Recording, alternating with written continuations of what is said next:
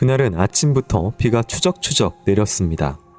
6월 25일 아침, 6살 성은이는 노란 비옷과 빨간 운동화 그리고 자기 이름이 적힌 우산을 들고 유치원으로 향했습니다.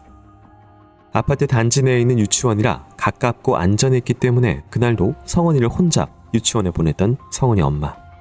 이후 낮 12시 유치원이 끝나는 시간에 맞추기 위해 엄마는 10분 전 집을 나섰습니다. 매일 똑같은 일상이지만 성은이 엄마에게 이 시간은 너무나 소중했습니다. 그만큼 부모에게 행복을 주는 유일한 존재이자 희망이었던 성은이. 드디어 왁작지껄한 소리와 함께 아이들이 유치원에서 쏟아져 나오기 시작했습니다.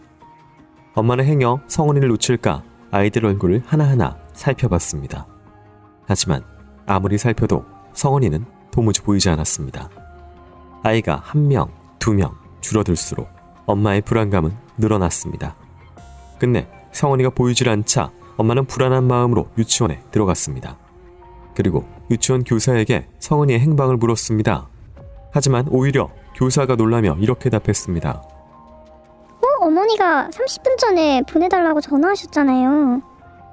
데리러 오는 길에 만나면 되니까 그냥 보내달라고 하셔서 일찍 집에 보냈는데. 이미 30분 전 엄마라는 사람의 전화를 받고 성은이를 먼저 보냈다는 교사. 대체 누가 왜 성은이를 보내달라고 전화를 한 것일까? 가까운 지인이 아니라면 성은이의 이른바 다니는 유치원 등을 정확하게 알 수 있었을까? 모든 것이 의문투성이었지만 그런 걸 따지기 전 성은이가 어디 있는지 찾는 것이 먼저였습니다. 혹시나 하는 마음에 여기저기 전화를 돌려 성은이의 행방을 물었던 엄마.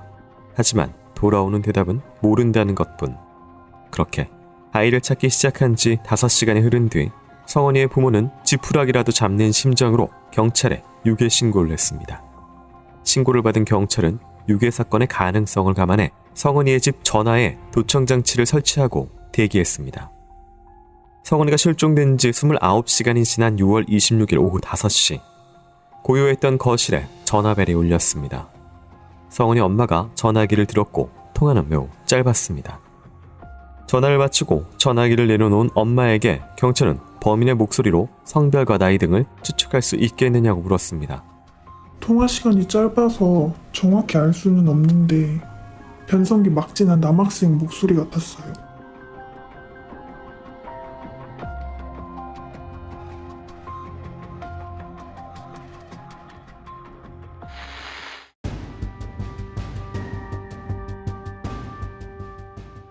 거실에 전화벨이 울린 건 성은이가 실종된 지 29시간이 지난 6월 26일 오후 5시.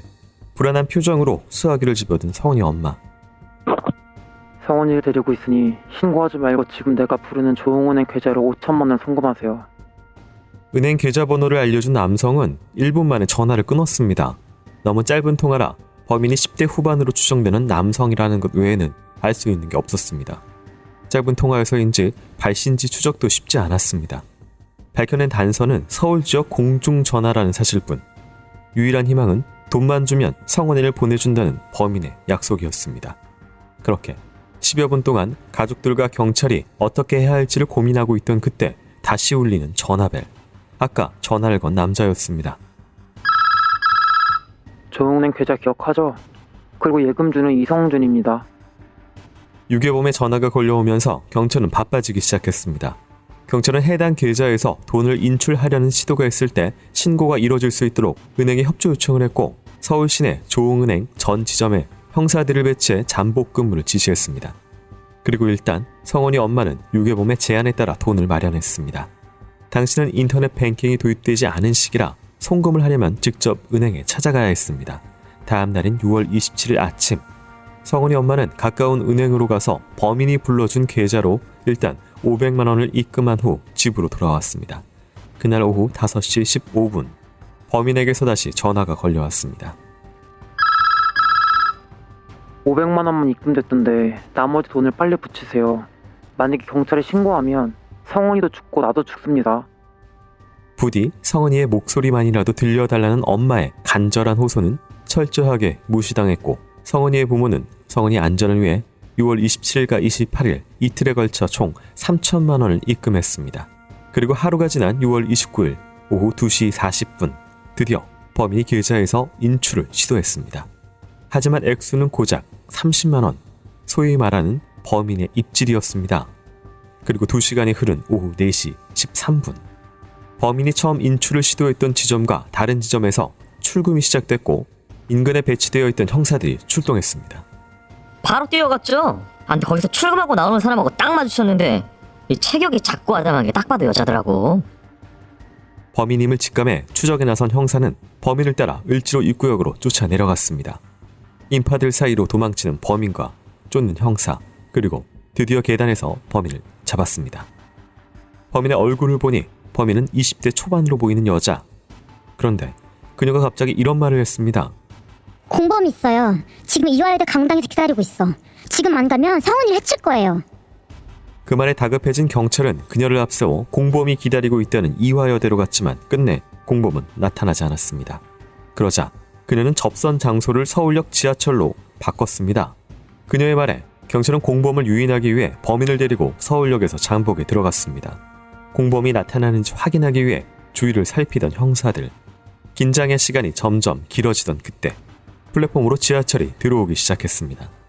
이번 열차에서 공범이 내릴까? 기다리는 그 찰나의 순간 갑자기 범인이 들어오는 열차를 향해 선로로 몸을 던졌습니다.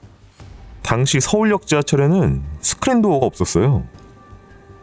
범인은 형사들을 밀쳐내고 들어오는 지하철로 그대로 뛰어들었습니다. 그녀의 갑작스러운 자살 시도. 그녀는 왜 이런 행동을 한 것일까? 베일에 가린 공범은 누구이며 성훈이는 괜찮은 걸까? 답은 선로에 뛰어든 그녀만 알고 있었습니다. 열차는 급정거했고 형사들은 선로로 뛰어내렸습니다.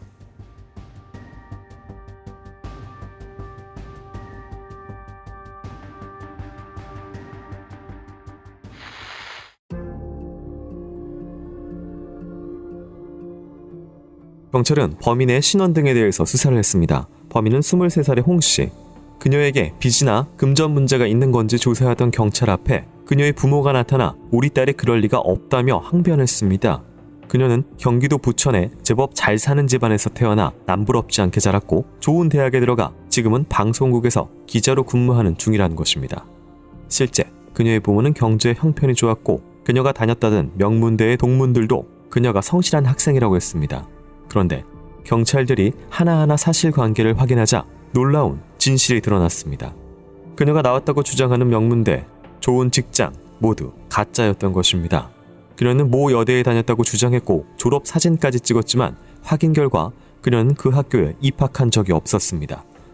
학교 행사도 참여하고 졸업식에 남자친구도 불러서 졸업 사진까지 찍었습니다. 그만큼 자기 거짓말을 완벽하게 현실화시킨 거죠.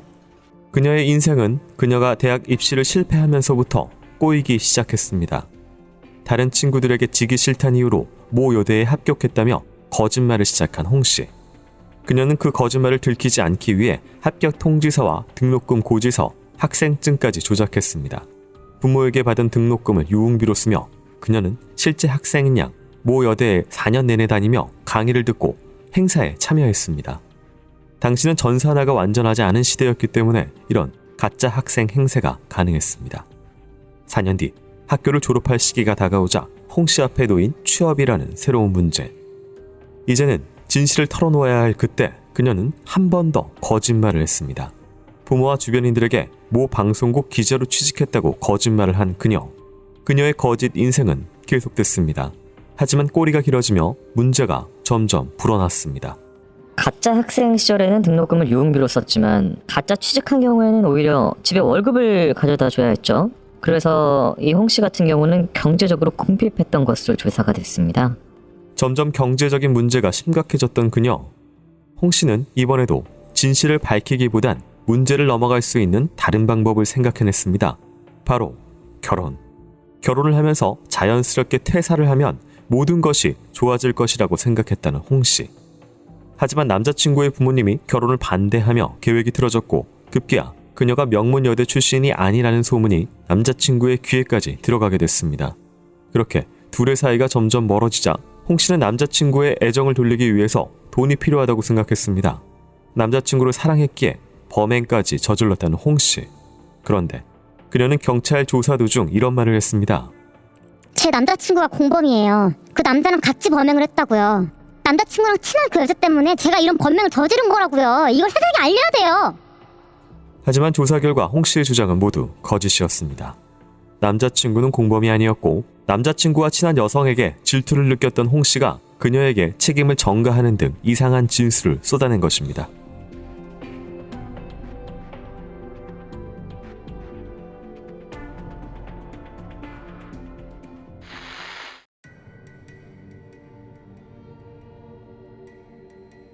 범인 홍 씨는 지하철 선로에 투신했으나 목숨에는 지장이 없었습니다. 그녀는 병원 침상에 누워 입을 꾹 다문 채 이 말만 반복했습니다. 그냥 사형시켜주세요. 그냥 사형시켜달라고요. 돈이 필요했다는 동기 외에 성은이를 왜 유괴했는지 이유를 알 수 없던 경찰. 그러던 중 뜻밖의 증언을 홍 씨의 오빠에게서 듣게 됐습니다. 동생이 예전에도 아이를 유기해서 집에 데려온 적이 있었어요. 성은이 유괴 사건이 벌어지기 한 달 전, 홍 씨는 당시 국민학교 1학년 여학생을 자신의 집으로 유괴했습니다. 홍 씨는 집안의 어른이 아파 아이를 집으로 보내달라며 학교에 전화를 걸었습니다. 오후 2시, 교문으로 나오는 아이를 본 홍 씨는 아이를 데리고 자신의 집으로 돌아왔습니다. 이후 아이를 결박하고 입에 테이프를 붙인 뒤 빈 박스에 넣고 옥상문을 잠근 홍 씨. 하지만 그녀의 범행은 이내 홍 씨의 아버지에게 발각이 됐고 결국 아이를 집에 돌려보내줬습니다. 홍 씨는 자신의 범행이 발각될까봐 아이에게는 자기가 유괴범으로부터 구해준 것처럼 부모에게 말하라 라고 시켰습니다. 당시 그 아이를 선택해 유괴한 이유에 대해 홍 씨는 이렇게 답했습니다. 남자친구랑 친한 여자가 있어요. 걔가 저랑 남자친구 사이를 이간질하고 있어요. 근데 그 아이가 그 여자를 닮았거든요. 그렇다면 성은이는 무사한 것일까? 성은이의 부모는 아이가 어디 있는지 알려달라고 눈물로 호소했습니다. 끝까지 입을 다물던 홍 씨는 심경의 변화가 있었는지 마침내 성은이의 행방에 대해 입을 열었습니다. 모 여자대학교 음대 건물 6층 물탱크 뒤에 성은이를 숨겼다는 홍 씨. 범행 장소로 찾아가는 동안 살아만 있어달라고 간절하게 기도했건만 엄마 아빠의 소망은 현장에서 가혹하게 무너져 내렸습니다. 성은 양은 홍 씨가 부모에게 전화를 걸어서 몸값을 요구하던 그때 이미 살해된 뒤였습니다. 홍 씨는 이후 범행 장소에 다시 와서 사체를 물탱크 뒤에 은니까지 했습니다. 홍 씨는 성은이를 어떻게 알고 유괴했던 것일까? 그녀는 범행 당일 미리 모 여대의 음대 건물 물탱크에 노끈과 헝겊, 손수건 등을 감춰두고 내려왔습니다. 이후 범행 대상을 물색하며 올림픽공원 인근 아파트 단지를 돌아다니다가 단지 내에 있는 유치원을 발견한 홍 씨. 마침 우산통에 꽂혀있는 우산 중 아이의 이름이 선명하게 보이는 우산을 본 그녀는 유치원에 엄마인 척 전화를 걸어 아이를 집에 먼저 보내달라고 했습니다. 이내 유치원 밖으로 나온 성은이를 유인해 집 전화번호와 부모 등 필요한 정보를 얻은 뒤 성은이를 모 여대 음대로 데려간 홍 씨. 그녀는 성은이를 데리고 6층으로 올라갔는데 성은이가 두려워 울어대자 범행이 탄로날까 두려워 손으로 목을 졸라 살해했다고 했습니다.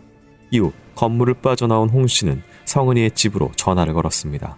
그리고 아이가 살아있는 것처럼 성은이의 부모에게 돈을 요구했던 것입니다.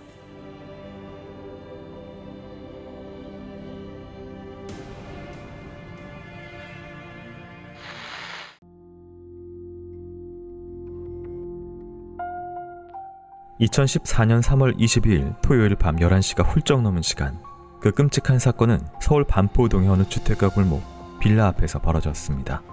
사건을 목격한 몇몇 주민은 급한 마음에 100m 정도 떨어져 있던 치안센터로 달려갔지만 근무자도 없고 문도 굳게 닫혀 있었습니다. 불과 몇 분 전 주민들은 한밤중 울리는 여성의 비명을 들었습니다.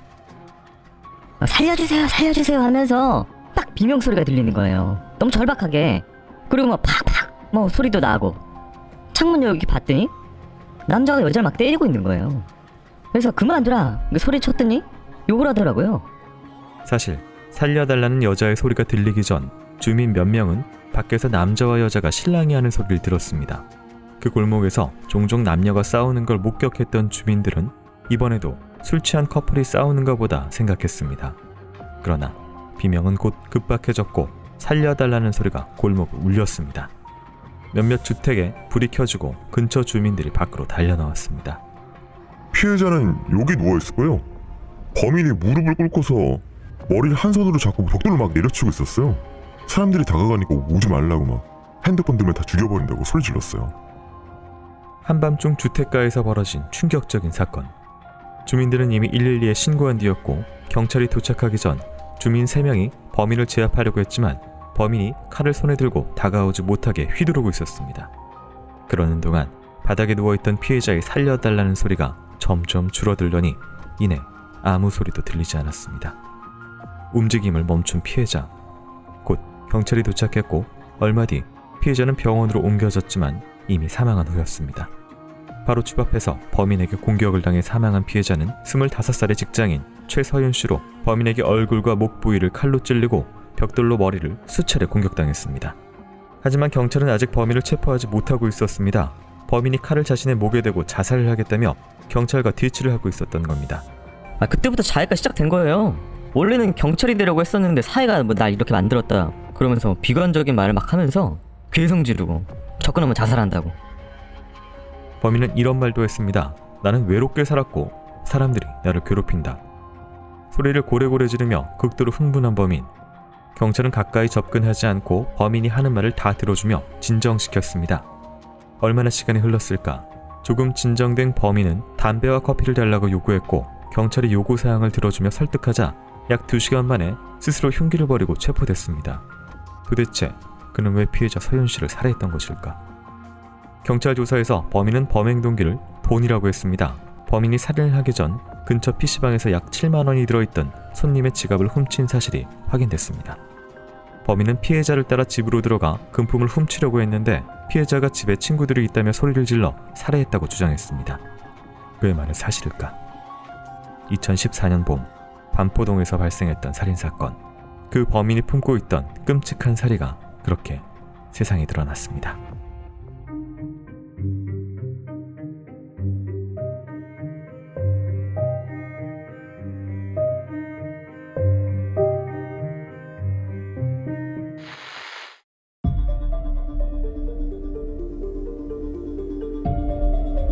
피해자 서윤 씨를 살해한 범인은 체포 당시 21살의 이 씨라는 남성으로 2013년부터 경기도 김포의 한 주민센터 소속 복지관에서 공익근무요원으로 근무하던 사람이었습니다. 체포 당시 이 씨는 범행 도구로 보이는 마스크와 흉기 2개를 가지고 있었습니다. 칼 하나는 마트에서 샀고 하나는 훔친 것이라는 이 씨. 그가 공익요원으로 근무했던 복지관 직원들은 그의 체포 소식에 큰 충격을 받았습니다. 여기서 했던 일은 주로 보조하는 업무였어요. 수강료 받고 그런 거. 말도 거의 없고 그냥 정상으로 보였는데 사람 죽일 거라고는 당연히 아무도 예측을 못했죠. 그러나 이 씨는 이미 이상한 조짐을 보이고 있었습니다. 사건이 발생하기 이틀 전인 3월 20일 복지관에 출근을 했던 이 씨는 정오 무렵 복지관을 무단으로 이탈했고 집으로 가버렸습니다. 이 씨의 어머니는 아들을 설득해 돌려보내겠다며 복지관에 연락을 했지만 이 씨는 설득되지 않았습니다. 그날 오후 어머니와 말싸움을 하고 집을 나와버린 이 씨. 그는 PC방에서 이틀을 보내고 사건 당일 술에 만취한 채 지인이 운영하는 편의점으로 향했습니다. 피의자가 지인을 찾아가서 돈을 빌려달라고 하고는 나는 이제 죽을 거다. 칼도 가지고 나왔다. 라고 하면서 전파를 열었는데 정말 칼을 검은색 비닐에 돌돌 말아가지고 가지고 왔더라는 거예요. 지인에게 죽으러 간다며 칼을 보여준 이 씨. 깜짝 놀란 지인은 당장 칼을 빼앗았습니다. 그러나 이 씨는 계속 죽을 거지만 혼자 죽기는 너무 억울하다는 말을 했습니다. 지인은 이 씨에게 집으로 돌아가는 게 좋겠다고 설득했고 차비를 하라며 3만 원을 손에 쥐어줬습니다. 이 씨는 설득이 된 것처럼 알았다는 말을 한 뒤 편의점을 나갔습니다. 그러나 이 씨가 간 곳은 집이 아니라 반포동 골목이었습니다. 이 씨의 주장에 따르면 무작정 걸어가다가 발걸음이 닿은 곳이 반포동 골목이었고 집으로 가던 피해자 서윤 씨가 보여 따라갔다고 했습니다. 흉기로 위협해 금품을 빼앗을 생각이었지 사람을 죽일 생각은 전혀 없었다고 주장하는 이 씨. 그런데 체포 후 어느 방송과 인터뷰를 한 이 씨는 정말 충격적인 이야기를 꺼내놨습니다. 제가 그렇게 말했거든요. 시키는 대로만 하면 죽을 일 없다고. 근데 반항을 너무 하더라고요. 사람 너무 무시하는 거야. 내가 시키는 대로 따르지 않으니까 사람 무시하는 거죠. 그래서 죽였어요. 근데 성공해서 다행이에요. 죽이지 못했으면은 전 아마 미쳐버렸을 거예요. 너무나 뻔뻔하게 피해자가 자신을 무시해서 살해했다며 피해자 탓을 하는 이 씨. 죄책감은 전혀 보이지 않았습니다. 그는 오히려 내 인생은 21살에 이렇게 끝났다. 지금 독방에 있는데 목이라도 매달면 좋겠냐, 사죄하길 바라냐 라는 막말을 쏟아냈습니다. 도대체 이 씨는 어떤 사람인 걸까? 그런데 경찰 조사가 이어지자 놀라운 사실이 밝혀졌습니다. 이 씨가 사건 2개월 전부터 써오던 일기장이 발견됐던 것입니다. 일기장의 내용 때문에 일기장은 일명 데스노트라고 불렸습니다. 범행 도구는 칼, 둔기, 도끼. 하지만 칼은 찔러도 쉽게 죽지 않을 뿐더러 나까지 다칠 확률이 높음. 칼보다는 둔기가 훨씬 더 살해에 용이함. 살해 후에는 불을 질러 증거를 인멸하고 정반대 지역으로 도주한다. 조이를 죽이고 싶다. 일기에 죽이고 싶다며 쓰여있던 이름은 복지관에서 이 씨를 관리하던 여자 상사였습니다.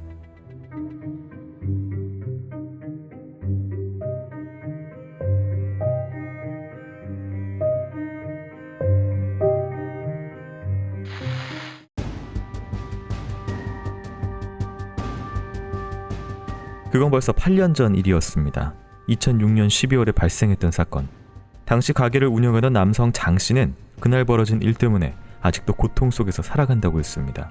그날 오후쯤 가게 안을 정리하고 있던 장 씨. 그런데 중학생으로 보이는 한 소년이 다급하게 가게 안으로 뛰어들어왔습니다. 심지어 맨발로 뛰어들어온 소년. 누구한테 쫓기는 사람처럼 그렇게 들어오더라고.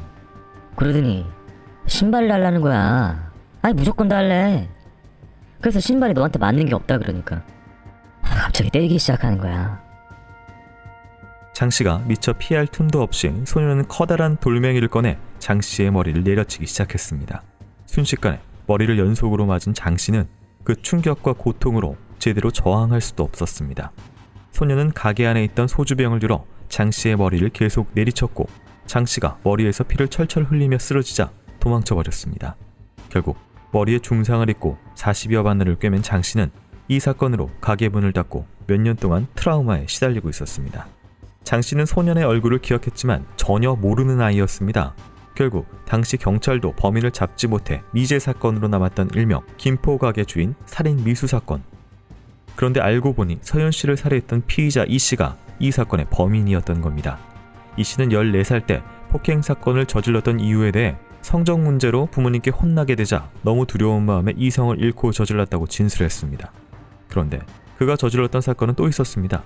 PC방 들어올 때 트레이닝복 입고 있었고 망치를 가지고 왔더라고요. 그걸 이렇게 막 때리더라고요.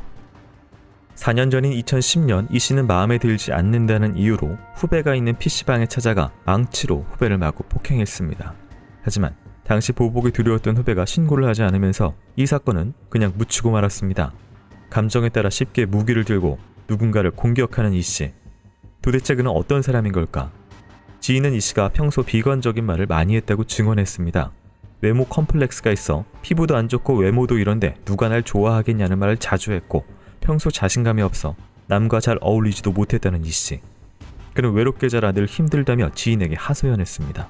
또 그는 지인에게 현역으로 군에 입대했던 이야기도 들려줬습니다. 군대에서 자살을 시도했다는 이 씨.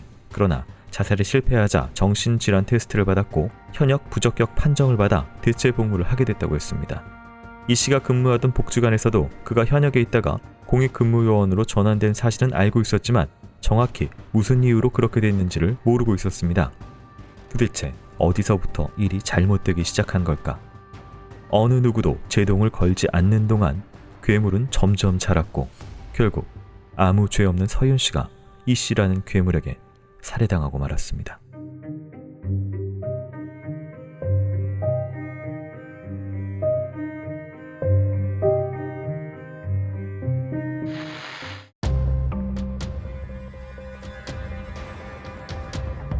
이 씨는 경찰 조사를 받는 동안 더 죽이지 못해 안타깝다, 사형을 시켜달라는 말을 수차례 했습니다.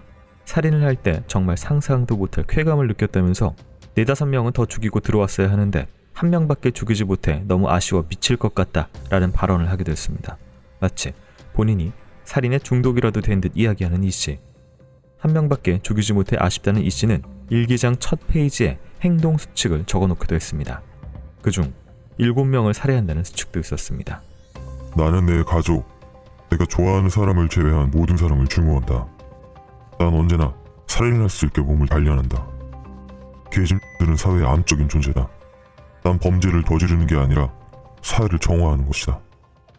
난 인간 쓰레기가 아니라 누구보다 중요하고 위대한 사람이다. 살인을 하려는 계획을 정당화하려고 노력했던 이씨. 그는 자신보다 약하다고 생각되는 사람들을 증오한다는 명분하에 살인 대상으로 삼았습니다. 살해 순위는 애새끼들, 개짐, 노인, 나를 화나게 하는 사람입니다. 동물은 건드리지 않는다. 신이 날 버렸으므로 나도 신을 버린다. 사건이 발생하기 전 이씨가 일했던 편의점의 사장은 이상했던 이씨의 행동을 기억하고 있었습니다. 공부를 잘하는 모범생 누나와 비교당하는 자신의 처지를 늘 한탄하던 이씨는 종종 이런 말을 내뱉곤 했습니다. 짧은 치마 입고 다니는 저런 들은 모두 다 죽여버려야 한다 라는 증오의 참말이었습니다. 결국 정말 살인을 저지르게 된 이씨. 그가 롤모델로 삼은 살인범이 있었습니다. 행동 수칙엔 이렇게 적혀 있었습니다. 내 롤모델은 유영철 형님이다. 이씨는 연쇄살인범 유영철을 닮겠다는 행동 수칙을 적어놨고 울산에서 자매를 살해한 김홍일에게는 동질감을 느낀다고 했습니다. 울산 살인범 김홍일과 나는 닮은 점이 있는 것 같다. 그는 불쌍한 사람이다. 살인범 김홍일을 동정한 이씨는 스스로를 동정했습니다. 경찰 조사에서 이씨는 학창시절 친구들에게 왕따를 당한 경험이 있어 스스로를 보호하기 위해 손도끼와 쇠파이프, 가스총 등을 모았다고 했습니다.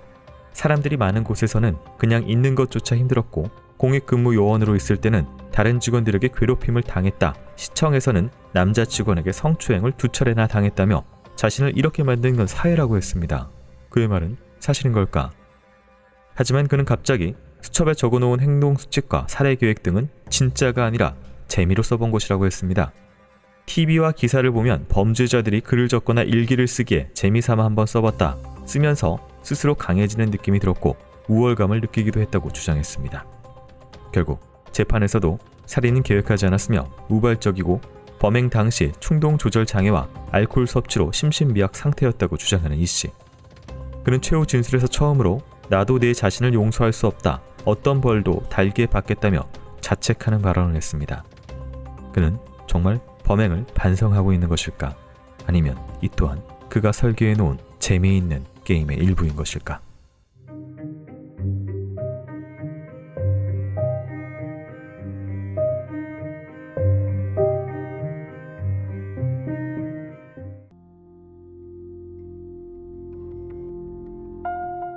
분홍집. 회색 벽과 갈색 벽돌집들 사이에 버젓이 있는 분홍색 벽의 집. 다세대 주택 사이 꽃 한 송이 같던 그 집에서 그런 일이 벌어질 거라곤 아무도 생각 못했습니다. 2016년 7월 3일 오후 쉴 새 없이 장맛비가 쏟아지던 그날 집주인은 세입자인 66세 남성 김씨가 살고 있던 1층 집으로 향했습니다. 방 하나에 부엌이 딸려있는 분홍색의 집. 비가 세차게 내리는데도 창문이 열려 있어 걱정이 됐던 것입니다. 창문이 열려있길래 비가 내리치면 어쩌나 싶어가지고 창문 닫아주러 갔는데 생전 처음 맡은 이상한 냄새가 나더라고요. 창문으로 가까이 다가가자 집 안에서 원인 모를 냄새가 나 깜짝 놀랐다는 집주인. 열린 창문 틈으로 슬쩍 방 안을 보니 침대 위에 세입자 김씨가, 침대 밑에는 모르는 남성이 쓰러져 있었습니다. 놀란 집주인이 김씨를 불렀지만 아무리 불러도 미동도 하지 않는 두 사람. 이미 사망한 것으로 보였습니다. 곧 분홍집 주변에 노란색 폴리스 라인이 쳐졌고 경찰이 사망자들의 신원을 파악했습니다. 그런데 처음에 신고받았을 때는 사망한 분이 세입자 김모 씨라고 파악됐었는데 현장을 확인해보니까 전혀 관련이 없는 남성들이었습니다. 사망해 있던 남성들은 세입자 김 씨와 일면식도 없던 53살의 양 씨와 45살의 허 씨였습니다. 이들은 부산역에서 지내던 노숙인으로 며칠째 행방이 묘연했는데 부산역 인근의 주택에서 사망한 채 발견됐던 것입니다. 누군가에게 공격을 당한 것으로 보이는 두 사람. 사망한 지 약 3-4일 정도로 추정됐는데 높은 습도와 더위 때문에 부패가 상당히 진행된 상태였습니다. 45살의 허 씨는 침대 밑에서 발견됐는데 사인은 경부압박 질식사. 목에는 여성용 스카프가 둘러진 채 앞에서 한번 교차돼 있었습니다. 침대 위에서 사망해 있던 사람은 53살의 양 씨. 그런데 양 씨는 허 씨보다 심한 공격을 받은 상태였습니다. 목을 15회, 가슴을 8회, 배를 4회 찔려 총 27군데 상처가 있었습니다. 시신 근처에는 범행 도구로 보이는 칼날 길이 13cm의 과도가 떨어져 있었습니다. 도대체 이들은 왜 세입자 김씨와 동거인의 집에서 시신으로 발견된 것일까? 그리고 세입자 김씨는 어디에 있는 것일까? 경찰은 집주인에게서 묘한 이야기를 들었습니다. 집주인 진술로는 시신 발견된 7월 3일하고 그 전인 6월 30일 총 2차례 세입자한테 전화가 왔다는 거예요. 이종 사촌 동생이 찾아올 건데 절대로 문 열어주면 안 된다, 이렇게요. 그런데 조사를 해보니 김씨에게는 이종 사촌 동생은 물론 친척이 거의 없었습니다. 대체 그는 왜 이런 말을 했던 것일까? 대신 김씨와 함께 살고 있던 남성이 있었는데 며칠 전 둘이 크게 싸운 후 동거인이 집을 나간 상태였습니다. 조사 결과 동거인은 현재 김씨가 어디에 있는지 전혀 모르는 상황. 대체 김씨와 일면식도 없던 두 명의 노숙인 사이에 무슨 일이 있었던 것일까? 두 사람의 죽음에 얽힌 미스터리를 풀기 위해 경찰은 김씨의 뒤를 쫓기 시작했습니다.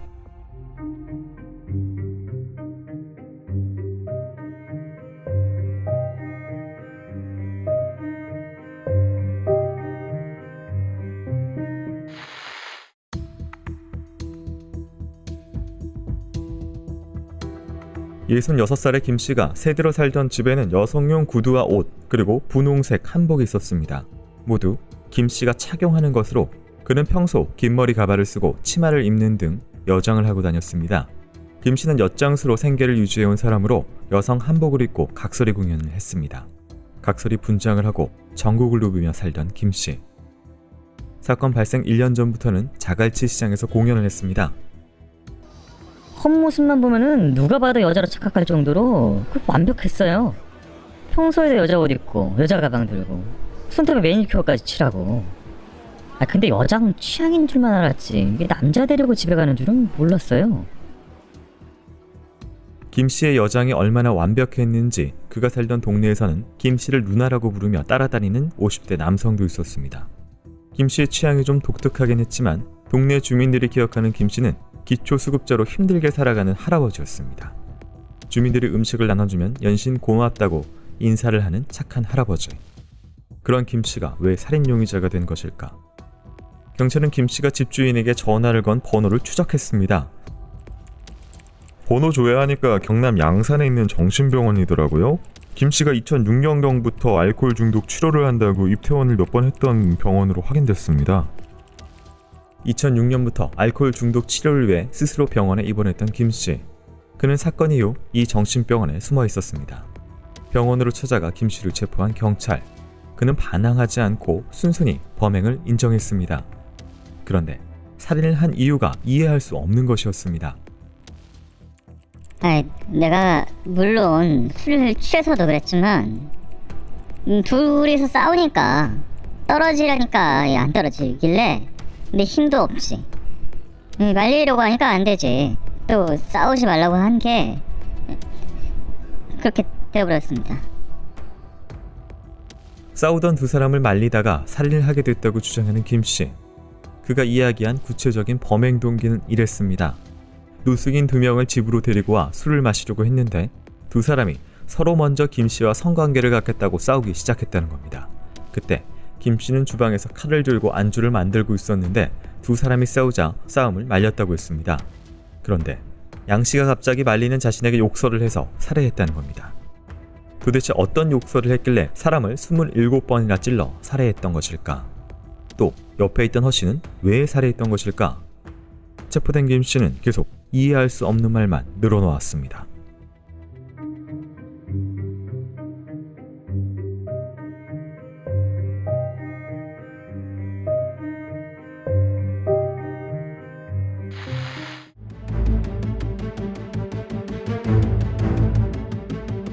김씨는 사건이 있던 그날에 대해서 허전한 마음이 들었던 날이라고 말했습니다. 함께 동거하며 의지하고 살던 남성이 다툰 후 집을 나가버렸기에 외로웠다고 했습니다. 6월 27일 김씨는 성관계를 하고 싶은 생각도 들었기 때문에 부산역으로 향했다고 했습니다. 술에 취할 때면 밤을 함께 보낼 남자를 찾았다는 김씨. 그는 소주와 치킨을 사들고 부산역으로 향했습니다. 노숙자들 사이에서는 유명했어요. 여장을 하고 찾아와서 술주정도 부리고 같이 하룻밤도 보내자고 하고. 그래서 욕하는 사람도 있었다고 하더라고요. 김 씨는 주로 밤 시간에 부산역을 찾았습니다. 이때쯤이면 얼큰하게 취한 노숙인들이 맨정신일 때보다 그를 친근하게 받아들였기 때문입니다. 부산역 광장에 도착해 주변을 두리번거리던 김 씨는 벤치에 앉아 안주 없이 소주를 마시고 있는 양 씨와 허 씨를 발견했습니다. 김 씨는 가지고 온 소주와 치킨을 내밀며 자연스럽게 이들과 합류했습니다. 셋이서 소주 4병 정도 마시면서 그냥 이런 얘기 저런 얘기 사는 얘기 했어요. 근데 얘기하다 보니까 양씨가 노숙자 치고 말쑥하게 차려입은 게 마음에 가더라고요. 양 씨에게 호감을 가진 김 씨는 안주를 만들어 줄 테니 집으로 가서 한 잔 더 하자, 그리고 좋은 것도 하자며 양 씨를 유혹했습니다. 그런데 내가 양씨한테 추파를 주니까 옆에 있던 허씨도 눈치를 채가지고 자꾸 자기도 간다고 우기는 거예요. 그래서 할 수 없이 데리고 왔어요. 양 씨와 허 씨는 이미 술에 취해 비틀거리는 상태로 김 씨를 따라 나섰습니다. 부산역 인근의 집으로 향한 세 사람. 시간은 벌써 새벽 3시를 넘기고 있었습니다. 양 씨와 허 씨를 방 안으로 밀어넣은 김 씨는 주방에서 안주를 만들기 시작했는데 갑자기 방에서 크게 싸우는 소리가 들려왔습니다. 김 씨의 주장으로는 양 씨와 허 씨가 서로 먼저 김 씨와 성관계를 하겠다고 싸웠다는 겁니다. 손에 작은 과도를 들고 안주를 만들던 김 씨는 조용히 하라며 소리를 질렀습니다. 하지만 잠잠해지기는커녕 몸싸움을 시작했다는 두 사람. 결국 과도를 손에 든 채 김 씨가 싸움을 말리러 가 두 사람을 떼어놓으려고 했습니다. 그러나 양 씨가 말리던 김 씨에게 갑자기 욕설을 퍼부었고, 이에 화가 난 김 씨가 손에 들고 있던 과도로 양 씨를 찔렀다고 했습니다. 그렇다면 옆에 있던 허 씨는 왜 살해한 것일까? 아니 날 안 말리잖아요. 내가 칼로 계속 찌르는데 날 말리지도 않고 술 취해가지고 정신도 못 차리니까. 그래서 넘어뜨리고 스카프로 5분 동안 목을 졸랐어요. 김 씨는 두 사람을 살해한 동기에 대해 또 이런 진술을 하기도 했습니다. 싸움을 말리던 중 과거 자신에게 사기를 쳤던 지인이 떠올라 두 사람을 살해했다. 스카프로 목을 조른 허 씨에 대해서는 이런 주장도 했습니다. 허 씨 때문에 양 씨와 성관계를 못하게 돼 얄미운 생각이 들어 화가 났다. 대체 김 씨의 진짜 범행 동기는 무엇이었을까? 그런데 경찰 조사에서 충격적인 사실이 밝혀졌습니다. 이미 김 씨가 살인죄로 형을 살고 나온 전과자였던 것입니다.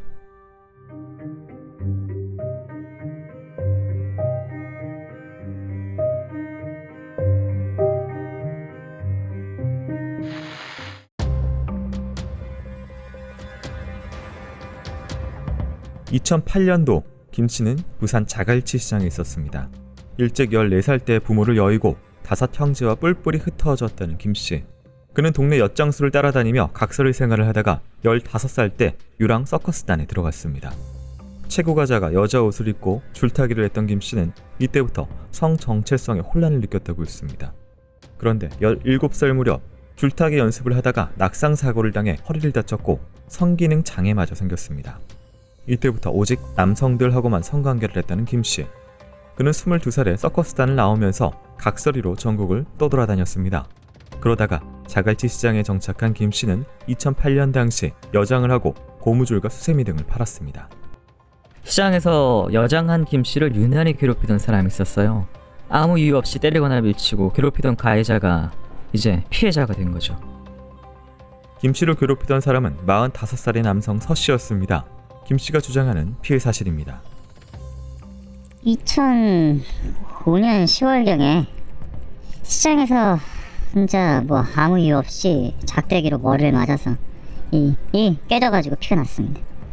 2006년 겨울에는 진짜 아무 이유 없이 뺨을 맞았고, 2007년 가을에는 부산 서구 공중 화장실 앞에서 또 뺨 맞고 저를 확 밀쳐가지고 배 모서리에 부딪혀서 눈이 찢어지고 바다에 빠졌습니다.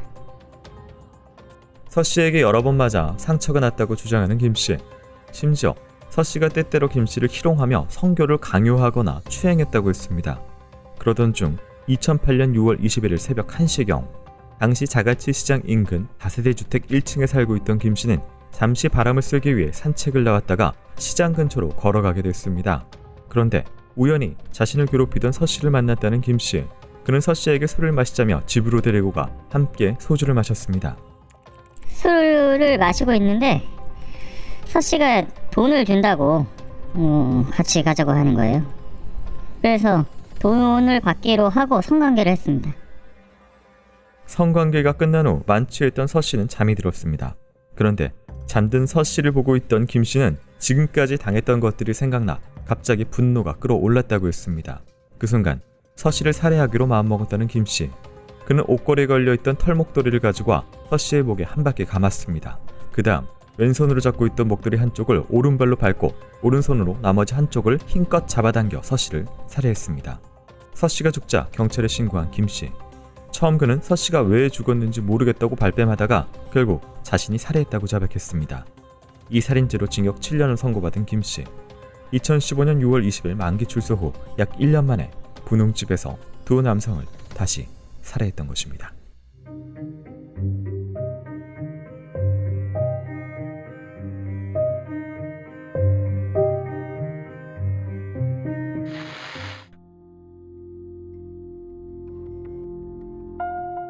그날 짧게 나눈 인사가 마지막에 될 줄 아버지는 꿈에도 몰랐습니다. 외출을 한다는 딸 선아 씨에게 행선지도 묻지 않고 나갔다 오라는 말만 건넨 아버지. 평소 딸은 장소를 이동할 때 전화로 행선지를 말해줬기 때문에 따로 묻지 않았던 겁니다. 선아가 친구하고 같이 부산에서 전주로 놀러 간다고. 한 이틀 놀다 올게 그렇게 18일에 전화를 해와서 그런가 보다 했는데 이후로 연락이 없고 20일에는 전화가 딱 꺼져 있는 거예요. 딸 선아 씨에게서 장시간 연락이 없고 휴대전화마저 꺼지자 아버지는 바로 경찰에 실종 신고를 했습니다. 사라진 선아 씨를 마지막으로 본 사람은 함께 전주 여행을 갔던 친구였습니다. 2020년 4월 18일 밤 11시 47분경 전주 한옥마을 근처에서 헤어진 친구와 선아 씨. 실종된 분이 근처 주민센터 앞에서 다른 사람하고 약속이 있다고 해서 친구가 거기다 내려다 줬다는 거예요. 그러니까 그 주민센터가 마지막으로 목격된 장소인 거죠. 18일 밤 이후 선아 씨를 본 사람은 아무도 없었고 생존 반응도 끊긴 상황. 신고를 받은 부산경찰은 선아 씨가 마지막으로 목격된 장소 관할서인 전주 완산경찰서 여천과에 실종 수색을 해달라며 공조수사를 요청했습니다. 그런데 당시 완성경찰서는 다른 실종 사건 때문에 바쁘게 돌아가고 있었습니다. 선아 씨가 실종되기 4일 전인 4월 14일 밤 전주시 완산구의 어느 원룸에 거주하고 있던 33살의 여성 믿음 씨가 실종됐던 것입니다. 그날 밤 10시 35분경 트레이닝 바지에 모자, 마스크를 끼고 슬리퍼를 신은 믿음 씨가 누군가와 전화통화를 하면서 걸어가는 모습이 원룸 근처 CCTV에 찍혀 있었습니다. 그저 가벼운 외출을 하는 것처럼 보였던 믿음 씨. 그러나 약 4시간 뒤인 4월 15일 새벽 2시 30분경 원룸에서 멀지 않은 전주대학교 근처에서 휴대전화가 꺼졌습니다. 믿음 씨와 연락을 시도하고 찾아다니던 가족들이 경찰에 실종 신고를 한 건 이틀 뒤인 17일. 경찰은 집주인과 함께 믿음 씨의 원룸 문을 열었습니다. 집안은 흐트러진 물건 하나 없이 깨끗했습니다. 마치 금방이라도 돌아올 듯 불까지 환하게 켜져 있던 상태. 지갑 등 소지품이 모두 남아있는 것으로 보아 믿음 씨는 휴대전화 하나만을 들고 나간 것으로 보였습니다. 그런데 수사에 들어가자 수상한 정황이 바로 포착됐습니다. 실종된 여성분이 10시 35분경 집에서 나가고 이후 밤 12시 12분경 여성분 은행 계좌에서 다른 계좌로 48만 원이 모바일 뱅킹으로 이체됐습니다.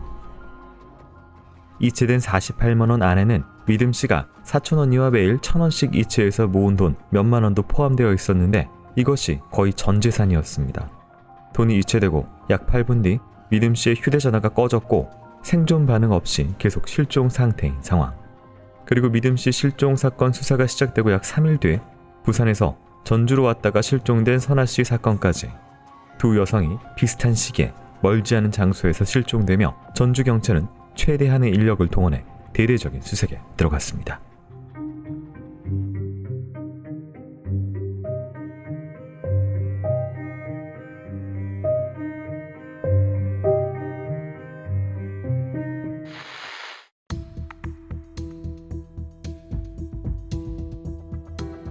전주경찰은 도심에서 실종된 두 여성을 찾기 위해서 150여 명의 경찰력을 투입 대대적인 수색을 펼쳤습니다. 믿음 씨와 선아 씨가 실종된 완산구를 비롯해 완주군 이서면과 김제시 금구면까지 수색 지역은 점점 넓어졌습니다. 수색견까지 투입돼 수색이 진행되던 중 믿음 씨가 실종된 지 8일 만인 4월 22일 오후 6시경 전주시 용복동의 모 경로당 근처에서 수상한 물건들이 발견됐습니다. 개울가 인근을 수색하던 중에 구입한 지 얼마 안 된 모자하고 슬리퍼가 발견됐습니다. 모자 안쪽 이마 부분에 여성용 화장품이 묻어있는 걸로 봐서 먼저 실종된 여성분의 것으로 추정하고 있습니다. 모자와 슬리퍼 옆에서 마스크도 발견됐습니다. 모자와 슬리퍼는 국과수 확인 결과 원룸 근처에서 먼저 실종된 믿음 씨의 것으로 확인됐습니다. 소지품이 발견된 곳은 믿음 씨의 집에서 약 10km 떨어진 작은 마을. 경찰은 근처를 더 철저히 수색했지만 그 외에 다른 것들은 발견되지 않았습니다. 대체 믿음 씨는 어디에 있는 것일까? 다음 날인 4월 23일에도 수색은 이어졌습니다. 수십 명의 경찰이 임실군 관천면과 진안군 성수면의 경계인 하천 근처를 수색하던 중 갑자기 경찰들이 어느 나무 근처로 모여들었습니다. 나무 옆 빽빽히 숲을 사이로 삐죽 나와 있는 사람의 다리, 여성의 시신이었습니다.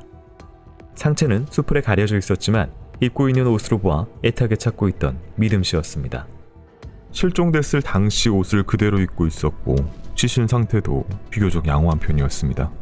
사인은 경부압박 질식사로 손으로 목을 조른 X입니다. 실종 뒤 목 졸려 살해당한 시신으로 발견된 피해자 믿음 씨. 그런데 믿음 씨의 목에 남은 상흔은 끔찍한 것이었습니다. 목 후두부에 있는 갑상 연골과 목 뒤편 경추 쪽에서 출혈이 발견됐는데 법의학자는 이건 단순히 목을 조른 것이 아니라 범인이 피해자의 몸 위에 올라타 저항을 못하게 제압한 뒤 강한 힘으로 목을 조른 것이라고 분석했습니다. 믿음 씨의 몸 안에서는 남성의 DNA도 검출되면서 성범죄까지 의심되는 상황. 믿음 씨의 시신이 발견된 하천은 집에서 약 40km 떨어진 곳이었습니다. 실종된 후 믿음 씨에게 무슨 일이 있었던 것일까? 그런데 믿음 씨의 시신이 발견되고 약 19일 뒤인 5월 12일 또 다른 시신이 발견됐다는 신고가 들어왔습니다. 보름 전에 복숭아밭 옆에다가 누가 새운동화 한 짝을 버리고 왔더라고. 그냥 그런가 보다 하고 말았지. 또 오늘 가지치기 하려고 밭 안쪽을 들어갔더니 다른 한 짝이 여기 있더라고. 그러고 보니까 다리가 보이는 거야. 상체는 뒤로 넘어가 있어서 얼굴은 못 봤지. 완주군의 모 복숭아밭에서 두 번째로 실종됐던 선아 씨의 시신이 발견됐던 것입니다. 시신은 속옷만 입은 채로 상당히 부패됐고 사인은 경부압박 질식사였습니다.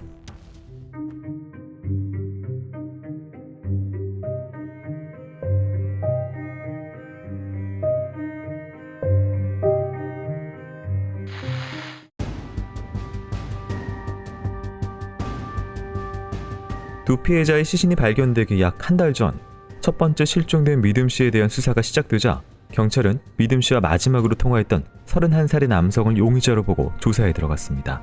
아직 범인이라는 증거는 없었기에 참고인으로 불러 조사를 하던 경찰.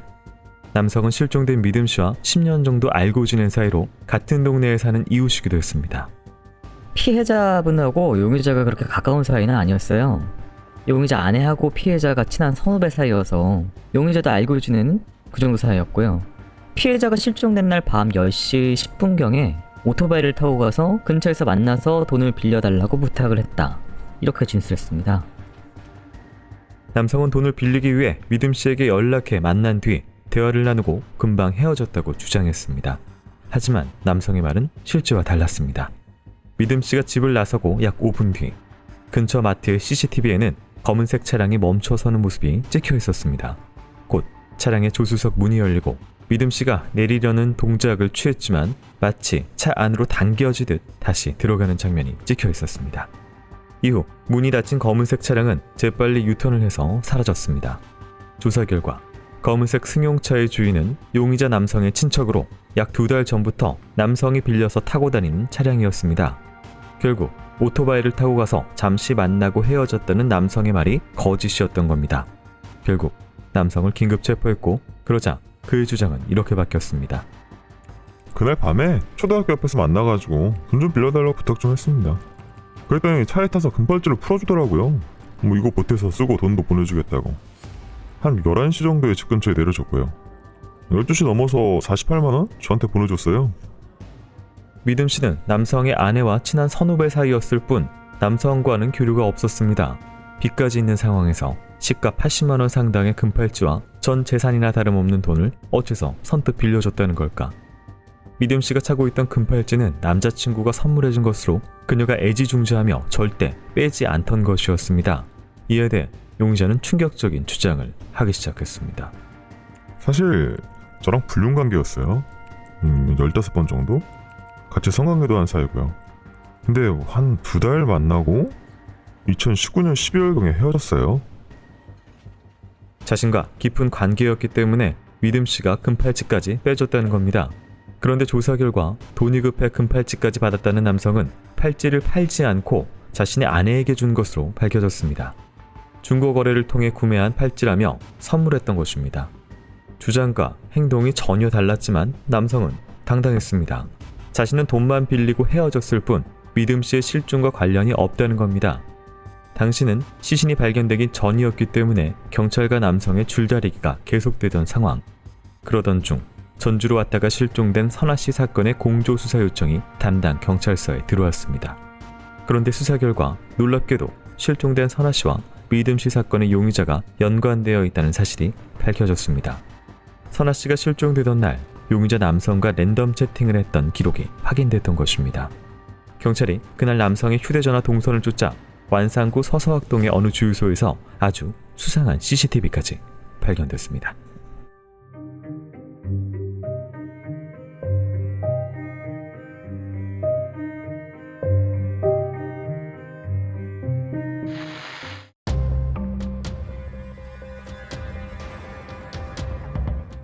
믿음 씨의 시신이 발견됐지만 용의자는 요지부동이었습니다.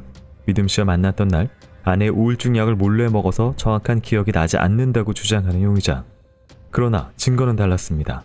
사건 당일 용의자의 휴대전화 기록과 차량 GPS 기록을 보면 용의자는 시신이 유기된 장소 근처를 무려 4시간 동안 배회했고 이 바람에 차량이 방전돼서 보험사 긴급 출동 서비스를 이용한 것도 드러났습니다. 심지어 시신이 유기된 곳은 용의자가 택배 일을 할 때 자주 다니던 곳이었습니다. 그럼에도 불구하고 범행을 부인하던 용의자. 하지만 부검 결과 피해자의 몸에서 남성의 DNA가 발견됐고 차량 트렁크에서 소량의 피해자 혈흔도 발견됐습니다. 또 피해자의 마스크와 슬리퍼가 발견됐던 장소에서 승용차가 34분간 머문 사실까지 밝혀지자 드디어 입을 연 남성. 제가 돈 빌려달라고 해서 만난 건 맞습니다. 맞는데 김제적으로 같이 가서 성관계는 합의하에 한 거고 금팔찌도 자발적으로 빼주고 돈도 핸드폰으로 저한테 유치해줬어요. 근데 갑자기 야 너는 왜 도박에 빠지냐, 네 와이프도 힘들겠다 이러면서 비웃는 식으로? 그 얘기 듣고 열받아가지고 주먹으로 턱 한 대 치고 목 졸랐습니다. 피해자가 훈계조로 말하기에 순간적으로 분노해서 벌어진 일이라는 것입니다. 피해자를 폭행하고 목까지 졸라 살해했다고 자백한 피의자. 그는 당시 31살의 최신종이었습니다. 하지만 살인을 인정한 최신종은 성폭행과 강도 혐의는 인정하지 않았습니다. 최신종에 대한 수사가 계속되던 중 5월 10일 완주군의 복숭아밭에서 두 번째 피해자 선아 씨의 시신이 발견됐습니다. 결국 모든 살인을 인정하게 된 최신종. 랜덤 채팅으로 7만 원에 유사성행위를 하려고 만났는데 하다 보니까 성관계를 하고 싶어가지고 15만 원을 올려주겠다. 성관계까지 했어요. 근데 15만 원 줄 돈이 없었거든요. 근데 그걸 눈치채고 이게 도망가려고 하는 거예요. 와이프한테 말해서 계좌로 돈 받으면 되는데 이게 도망가서 신고할까봐 그래서 살해하게 됐습니다. 최신종은 피해자를 뒷좌석에 강제로 태워 눕힌 뒤 몸 위에 올라타 목을 졸랐습니다. 당시 피해자는 아빠와 단둘이 살고 있다며 살려달라고 애원했지만 최신종은 10분간 목을 졸라 결국 피해자를 살해했습니다.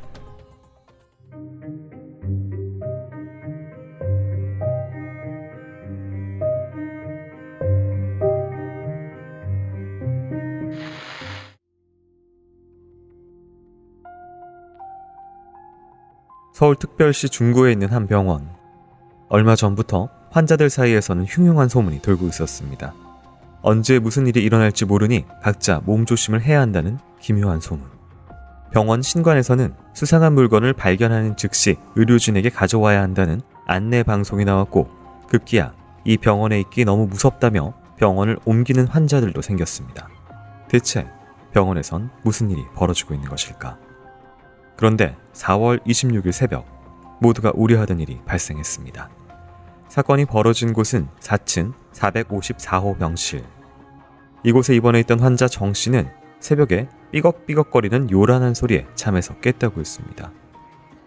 새벽 5시가 좀 넘은 시간이었는데 이 염씨가 누워있던 침대에서 삐걱삐걱거리는 소리가 하도 시끄럽게 들려서 좀 조용히 해달라고 소리를 쳤어요. 근데 갑자기 염씨가 크크 하면서 이상한 소리를 내길래 얘 뭐가 잘못됐구나 그렇게 생각했어요. 그때 염씨의 아내가 벌떡 일어나 의료진을 불러오기 위해 밖으로 뛰쳐나갔고 병실 안에 있던 나머지 환자들은 재빨리 불을 켜고 염씨의 상태를 살폈습니다. 침대 위에 누워있던 염씨의 몸이 뒤틀려 있었고 눈동자는 돌아가 있던 상황. 심각한 호흡장애 증상을 보이는 염씨를 급하게 중환자실로 옮겼지만 결국 이동하는 도중 사망하고 말았습니다. 가족들은 염씨의 사망 소식을 믿을 수 없다고 했습니다. 사건이 발생하기 약 한 달 전인 3월 12일 37살의 염씨는 대림동 시장 앞 횡단보도에서 버스에 치이는 교통사고를 당했었습니다. 양쪽 어깨뼈가 골절되는 등 전치 3개월의 중상을 입었던 염씨. 그러나 치료가 잘 되어 빠르게 회복되고 있던 상황에서 염씨가 갑자기 사망했으니 가족들의 충격은 더욱 컸습니다. 그런데 염씨 사망 사건으로 경찰의 조사를 받게 된 사람이 있었습니다. 바로 교통사고를 냈던 가해자 운전자 아내의 여동생이었습니다. 피해자가 사망 직전 초콜릿 우유를 먹다가 갑자기 복통과 호흡곤란을 호소하다가 사망하셨는데 이 우유를 준 사람이 교통사고 가해자의 아내의 여동생이라는 겁니다. 피해자의 아들을 통해서 우유를 전달했다는 증언이 나왔습니다. 증언을 한 사람은 사망한 염씨의 11살 된 아들 민호군이었습니다. 사건 전날인 4월 25일 저녁 7시경 아버지 병실에 있다가 심심해진 민호군은 별관 3층으로 가서 엘리베이터를 타며 놀고 있었습니다. 이때 20대 초반으로 보이는 여성이 민호에게 다가와 아빠가 입원했니 엄마가 입원했니 물었다는 것입니다. 그래서 전 아빠가 교통사고로 입원했다고 말했는데 누나가 바로 너구나 하면서 비닐봉지에 우유 5개 들은 걸 줬어요. 아빠 갖다 주라고요. 그래서 제가 누구세요 했더니 사고를 낸 아저씨 부인의 동생이라고 했어요. 자신이 가해자의 처제라고 밝힌 여자가 염씨의 아들 민호군에게 우유를 줬고 민호군은 그 우유를 아버지 병실에 가져다 뒀다는 것입니다. 그 의문에 초콜릿 우유를 먹고 사망한 염씨. 민호군이 목격한 여성은 키 160cm 정도의 20대 초반의 나이로 보였고 큰 눈에 둥근 얼굴, 머리는 짧았으며 검은색 투피스 차림에 서울 말씨를 쓴다고 했습니다. 경찰은 바로 구치소에 수감되어 있던 교통사고 가해자 한씨와 그의 처제까지 조사했습니다. 피해자와 가해자는 교통사고 합의금 문제로 갈등이 있던 상황. 그러나 사람을 살해할 만한 혐의점이 발견되지 않았고 처제는 알리바이가 확인되면서 용의선상에서 제외됐습니다. 그렇다면 도대체 누가 어린 민호군에게 죽음의 우유를 건넨 것일까? 그 미스터리를 파헤치는 수사가 시작되었습니다.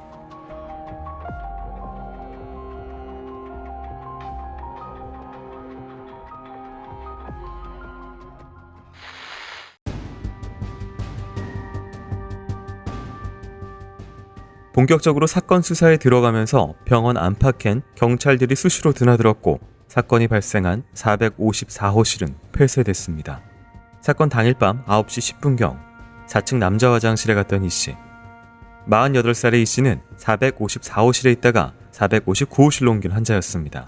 이씨가 화장실 문을 열자 좌변기 옆에 쪽지 한 장이 떨어져 있었습니다. 쪽지 내용이 너무 이상해서 처음에 장난인가 생각했는데 앞으로 20명을 더 죽인다고 쓰여있으니까 너무 무섭고 섬뜩해가지고 바로 경찰에 신고를 했어요. 쪽지를 놓고 간 사람은 못 봤어요. 제가 들어갔을 때는 쪽지만 있었다니까요. 경찰의 수사가 삼엄한 가운데 발견된 협박 쪽지. 내용은 이랬습니다. 억울하게 희생들을 당하셔서 죄스럽습니다. 이 병원의 입원은 죄입니다. 앞으로도 20명과 희생을 시킬 겁니다. 빨리들 다른 병원으로 옮기세요. 마치 병원에 큰 원한이라도 있는 듯한 내용의 쪽지. 경찰은 병원 관계자들은 물론 병원에서 해고된 사람들과 입퇴원한 환자들까지 범위를 넓혀 수사에 들어갔습니다. 또 협박 쪽지를 국과수에 보내 몇 개의 지문도 찾아냈습니다. 그 사이 사망한 염씨가 마셨던 초콜릿 우유를 검사한 결과 청산가리가 검출됐는데 아직 뜯지 않은 우유 4개에서도 청산가리가 나왔습니다. 우유에서 독극물이 발견됐다는 소식이 퍼지자 두려움에 떨고 있던 환자들은 그동안 병원에서 있었던 흉흉한 일들을 증언하기 시작했습니다. 병원에서는 다른 데 가서 얘기하지 말라고 쉬쉬하고 있었는데 염씨가 죽기 한 보름 전인가? 별관 5층에 있는 공동주차장에 누가 요구르트를 20개를 비닐봉지에 담아놨다는 거예요. 간호사가 냄새를 맡아보고 상한 냄새가 나서 버렸대요. 그리고 며칠 뒤에는 또 요구르트 5개, 우유 5개 뭐 이렇게 있었는데 냄새가 이상해서 다 버렸다고 하더라고요.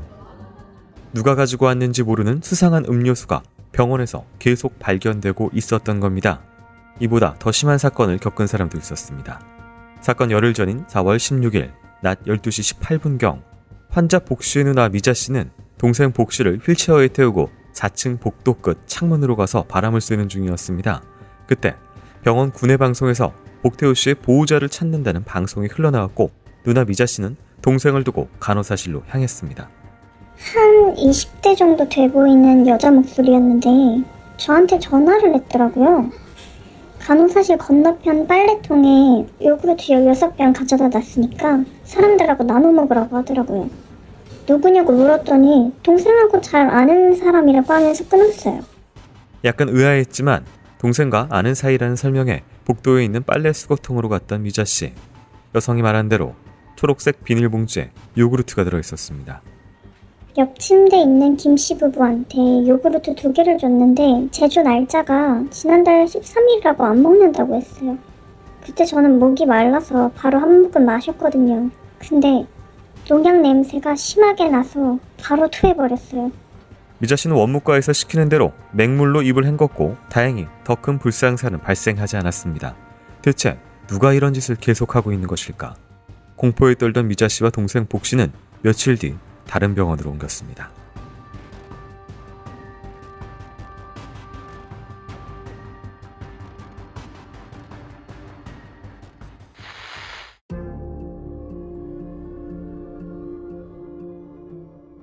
(1983년 3월 17일) 밤 10시 50분경 서울 강동구 천호동에 있던 강동 카바레. 당시 카바레에서 일하고 있던 26살 종업원 송 씨는 화장실을 찾았다가 갑작스러운 변고를 당했습니다. 피해자가 화장실에 들어가니까 세면대 위에 요구르트가 놓여 있었던 거예요. 피해자가 누가 나 먹으라고 요구르트를 두고 왔네 하고 농담까지 하면서 마셨는데 바로 사망해버린 거예요. 요구르트 안에는 청산가리가 들어있었습니다. 그런데 이 충격적인 사건이 발생한 다음 날인 저녁 7시경 같은 카바레 여자 화장실에서 또 청산가리가 들어있는 요구르트 1개가 발견됐습니다. 당시 용의자로 떠오른 사람은 40대 여성이었습니다. 키는 한 158? 40대로 보이는 여자가 요구르트를 가지고 오더니 옷 보관소에다가 맡기겠다고 하는 거예요. 혹시 요구르트가 터져서 흐르기라도 하면 다른 손님들 옷까지 다 망치니까 당연히 안 된다고 했죠. 일명 강동 카바레 독극물 살인사건으로 불렸던 사건. 목격자까지 있었지만 범인을 잡지 못하고 있던 상황에서 한 달 뒤 병원 독극물 사건이 발생했던 겁니다. 혹시 병원 사건이 카바레 사건의 모방 범죄이거나 불특정 다수를 노린 무차별 범행은 아닐까? 이것까지 염두에 두고 수사를 펼쳐가던 경찰에게 사망한 염씨와 같은 병실에 있던 환자들이 수상한 제보를 해왔습니다. 사건에 있던 새벽에 자고 있었는데 어디서 종이 뜯는 소리가 계속 들리는 거예요. 눈을 뜨고 봤더니 염씨가 벽에 붙어있던 달력을 손으로 막 쥐어뜯고 있었어요. 신음소리도 내면서 괴로워하는 것 같았는데 그 옆에 부인이 옆에서 손짓으로 소리내지 말라고 말리면서 염씨가 일어나려고 하는데 가슴을 막 손으로 누르면서 못 일어나게 하더라고요. 잠시 뒤 염씨가 윽하는 비명을 지르자 염씨의 아내 김씨가 눈을 보니 안 되겠다. 애기 아빠가 약을 먹고 변을 당했다라고 소리치더니 병실 밖으로 뛰쳐나갔다고 했습니다. 환자들이 재빨리 불을 켜고 염씨의 상태를 살폈는데 염씨는 몸이 뒤틀리고 심하게 괴로워하는 모습이었습니다.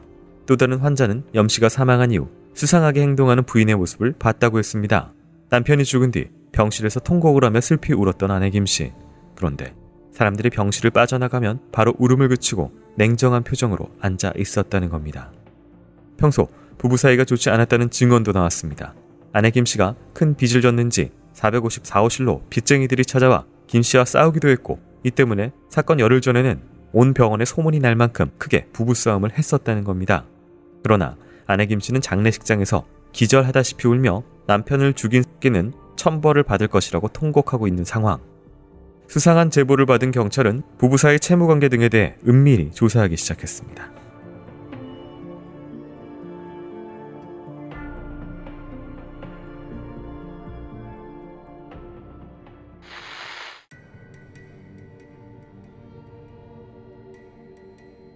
아내 김 씨는 1970년대 초 모 종교시설에 다니던 신도에게서 남편 염 씨를 소개받았습니다.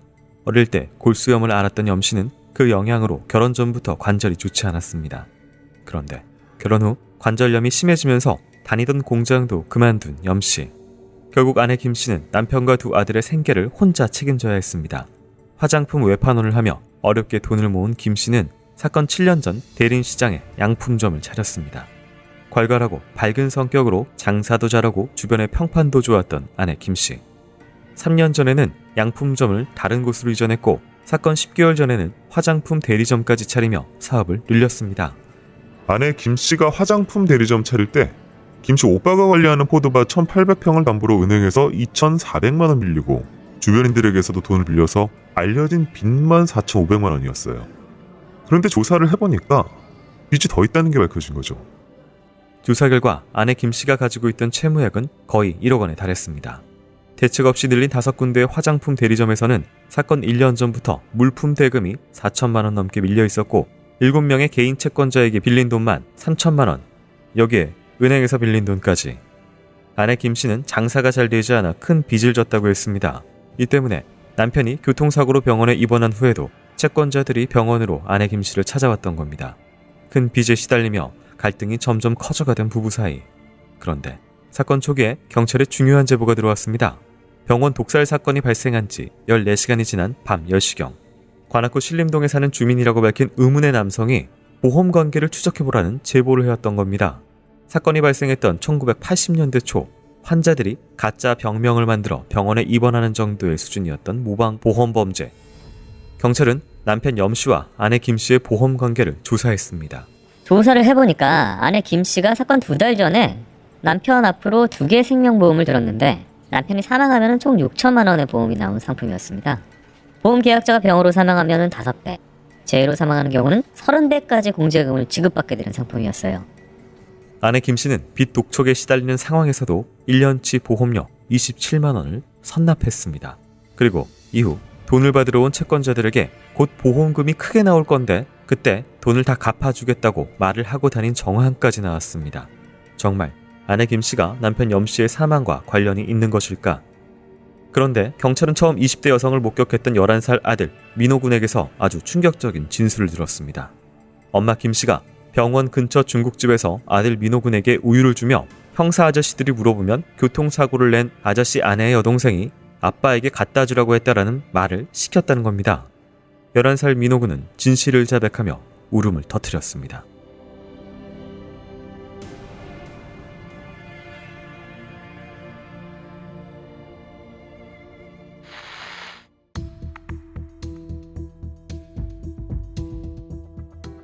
경찰에 체포된 아내 김 씨는 사건이 채무 때문에 벌어진 일이라고 순순히 인정했습니다. 그동안 사업하느라고 진비 4,500만 원을 갚을 길이 없어서 보험금을 타서 빚을 갚으려고 했어요. 사건이 너무 커지길래 잡힐 거라고 짐작도 했고요. 사건 직후부터 형사들이 저를 의심하는 것 같더라고요. 그런데 범행을 인정한 김 씨는 살인은 인정하지 않았습니다. 모두 다 남편이 시켜서 한 일이라는 겁니다. 김 씨는 자신이 빚 때문에 고통받는 모습을 보던 남편이 먼저 보험 사기를 제의했다고 했습니다. 남편이 자신이 죽고 나면 보험금으로 빚을 갚아 아이들을 잘 키우라고 당부했다는 아내 김 씨. 글쎄 아빠가 하는 얘기가 차라리 시켜서 하면 자연스럽지가 않느냐. 그래서 이제 부탁이 뭐냐면 이거는 독한 약이니까 나는 이제 이번에는 이제 꼭 가는 거니까 뒤처리 잘하고 이제 그런 부탁을 했어요. 단단히 교육을 시켜서 실수하지 않도록. 남편 염 씨가 사망하기 전 아들 민호 군을 불러 이제 곧 아빠가 죽는다고 말한 뒤 엄마에게서 독이 든 우유를 받고 엄마가 시키는 대로 꼭 해야 한다고 당부했다는 겁니다. 처음에는 죽는다는 남편을 말렸다는 김 씨. 그러나 보험금을 탄 이유를 생각해보니 역시 남편은 생각이 깊은 분이라고 느꼈다는 인터뷰를 하기도 했습니다. 김 씨는 남편이 시켜서 자살을 하는 걸 도왔기 때문에 자신은 사건의 책임이 없다고 했습니다. 책임은 전부 다 저 남편한테 있다 이겁니까? 본인한테는 없다 이거예요? 무슨 책임이요? 무슨 책임이요? 잤어요. 생각은 솔직한 얘기로 솔직한 저희 이제 양심입니다. 예. 없었어요. 그래서 이제 그냥 아빠가 또 이렇게 갔으니까 아빠의 또 부탁이었고 그래서 솔직한 얘기로는 자살할 생각은 없었어요. 남편 염씨는 자살일 경우에는 보험금을 탈 수 없다며 불특정 다수가 공격받는 것처럼 꾸며야 한다고 했습니다. 아내 김씨에게 지시해 요구르트병에 주사기로 농약을 아주 조금 넣게 한 뒤 병원에 두게 했다는 남편 염씨. 그러나 이후 혹시 사람들이 크게 다칠까봐 아내에게 청산가리를 사오라고 시켜 본인만 먹는 것으로 계획을 바꿨다고 했습니다. 아내 김씨는 남편의 지시대로 무허가 화공약품점에 가서 고체 청산가리 875g을 구입한 뒤 옆집에서 빌린 망치로 빻아 가루로 만들었습니다. 이후 청산가리를 물에 탄 뒤 주사기로 5개의 팩 우유에 넣었고 아들을 시켜 병실에 가져다 두게 했습니다. 그리고 범행 당일인 26일 새벽이 되자 남편 염씨가 먼저 목이 마르다고 우유를 찾았고 아내 김씨는 청산가리가 든 우유 한 팩과 청산가리를 넣어둔 캡슐 7개를 남편에게 건넸습니다.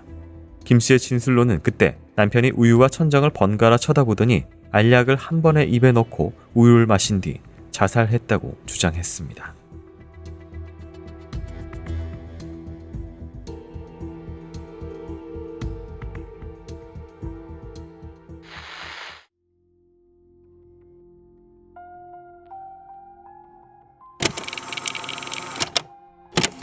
테이프는 무심하게 돌아가고 있었습니다. 커다란 캠코더 안에 테이프는 윙윙거리며 돌고 있었고 남자는 무표정하게 아이를 찍고 있었습니다. 작고 허름해 보이는 방. 거기에는 한 여자아이가 쓰러져 울고 있었습니다. 아이가 도망을 쳐서 자기에게 맞았다고 말하는 남자. 남자는 그러면서 카메라에 아이를 확대해서 잡았습니다.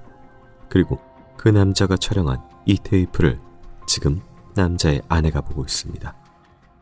아내는 집안 구석에 박혀있는 비디오 테이프를 영화인 줄 알고 비디오 데크에 집어넣었습니다. 그런데 남편이 어떤 방에서 한 여자아이를 성적으로 학대하고 있는 모습을 보고 심장이 내려앉는 것 같았습니다.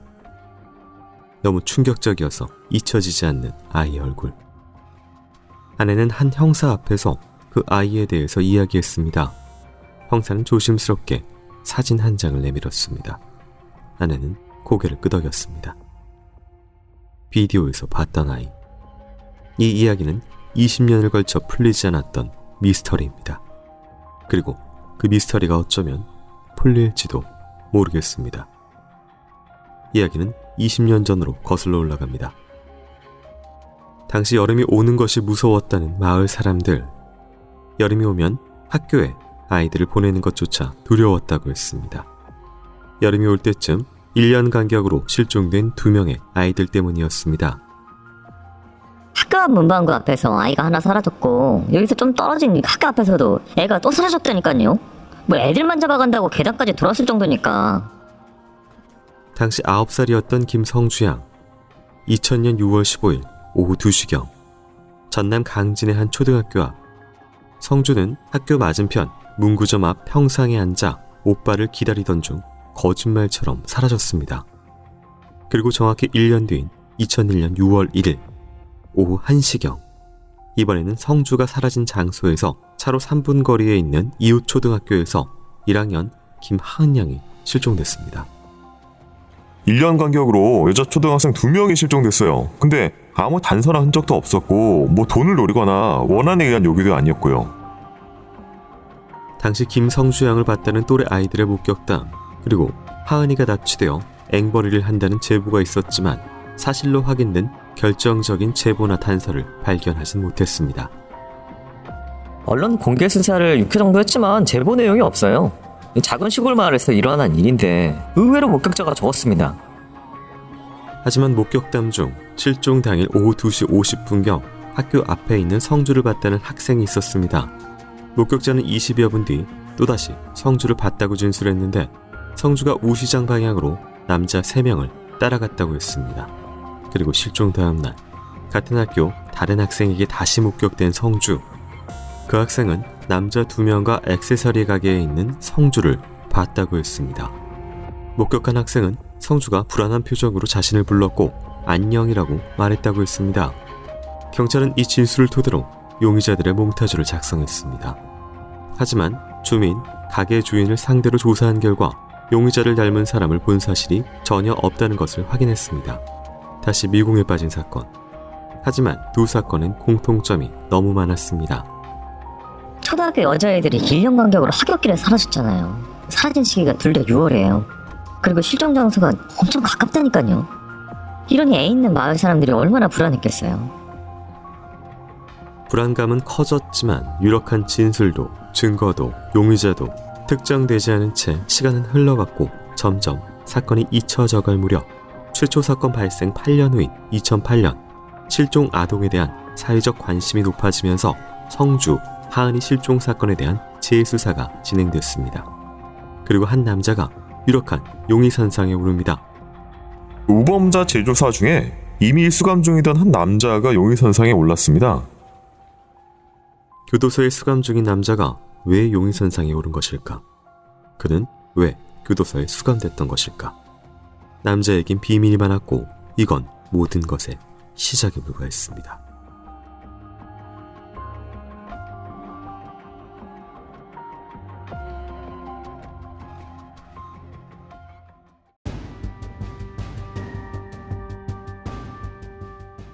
두 아이에 대한 수사가 동력을 잃고 있을 때 실종 아동 수사팀 형사가 탐문 과정에서 이상한 이야기를 하나 듣게 됐습니다.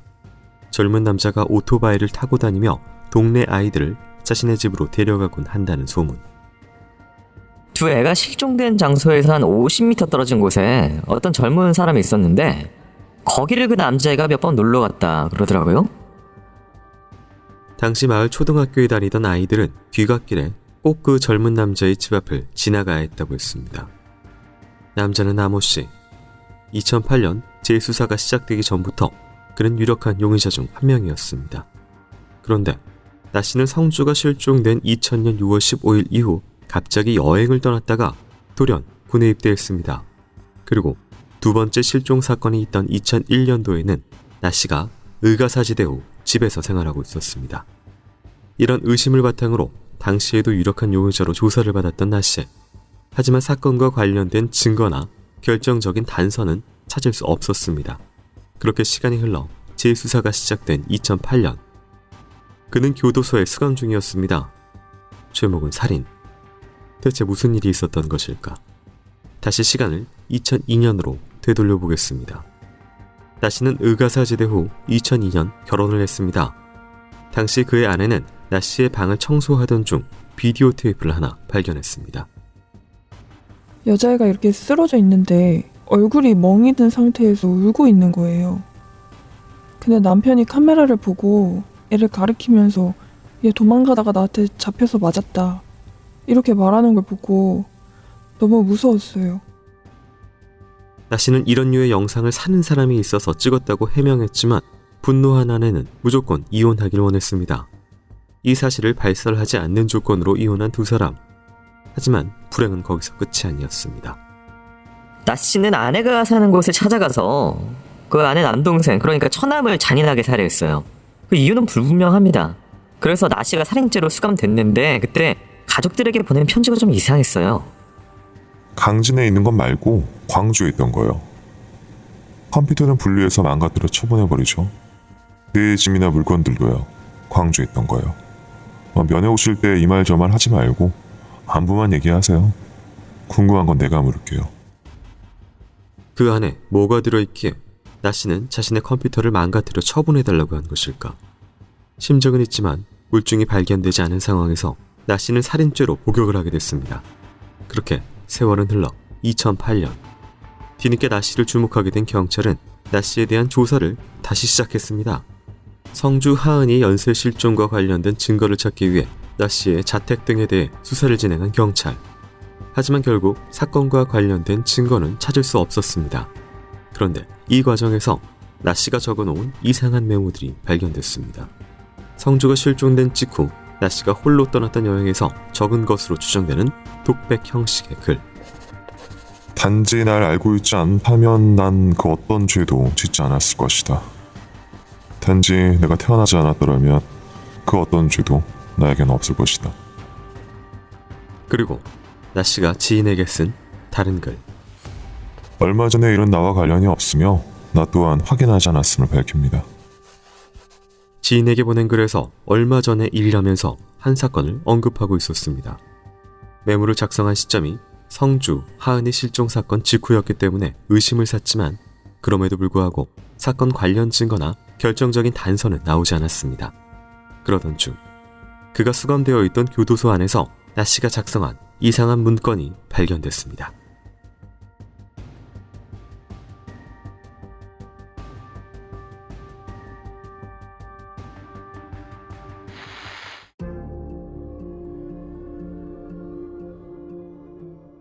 나 씨는 교도소 생활을 하며 꾸준히 이상한 기록을 남겨왔습니다. 경찰이 수감실을 압수수색하자 낙서 같기도 하고 암호 같기도 한 글들이 잔뜩 써 있었습니다. 여러 문자와 기호들을 조합한 메모들. 마치 외국어나 신조어 같아 보였지만 나 씨는 자신만의 규칙으로 문서와 기호들을 조합해 암호를 만들고 꾸준히 비밀글을 작성했습니다. 수사기관은 각 기호들의 의미를 분석했습니다. 360개의 기호는 알파벳과 숫자, 특수문자, 한글 자음과 모음 등으로 이루어져 있었습니다. 그중 의미가 있는 것도 있었고 해독을 방해하기 위한 의미 없는 문자도 있었습니다. 수사팀 분석 내용에 따르면 이 글은 아동 성범죄에 대한 욕구 그리고 음란물 촬영에 대한 욕구를 담고 있었습니다. 사이코패스를 펼치겠다. 음란물을 촬영하겠다. 여자를 금전적으로 이용하겠다. 남을 착하게 만들어 내 이익을 쟁취. 나 씨는 왜 이런 글들을 암호까지 만들어 비밀스럽게 적어놓은 것일까? 그는 정말 아동 연쇄 유괴범일까? 나 씨를 재조사하던 2008년 어린 시절 나 씨에게 성추행당했다는 피해자 허 씨가 등장하며 수사는 다시 급물살을 탔습니다. 바로 옆집 근처에 살았고 그 형이 자기 집에 놀러 오라고 해서 갔어요. 저랑 동생한테 그 야한 동영상인지 뭐 그런 거 보여주고 제 성기를 만지려고 하고 테이프로 막 찍으면서 이런 테이프를 사주는 사람이 있다고 했어요. 허 씨는 나 씨가 비디오 촬영을 했다고 일관되게 진술했습니다. 경찰은 더 이상 나 씨가 빠져나갈 수 없다고 자신했습니다. 경찰의 자신에는 이유가 있었습니다.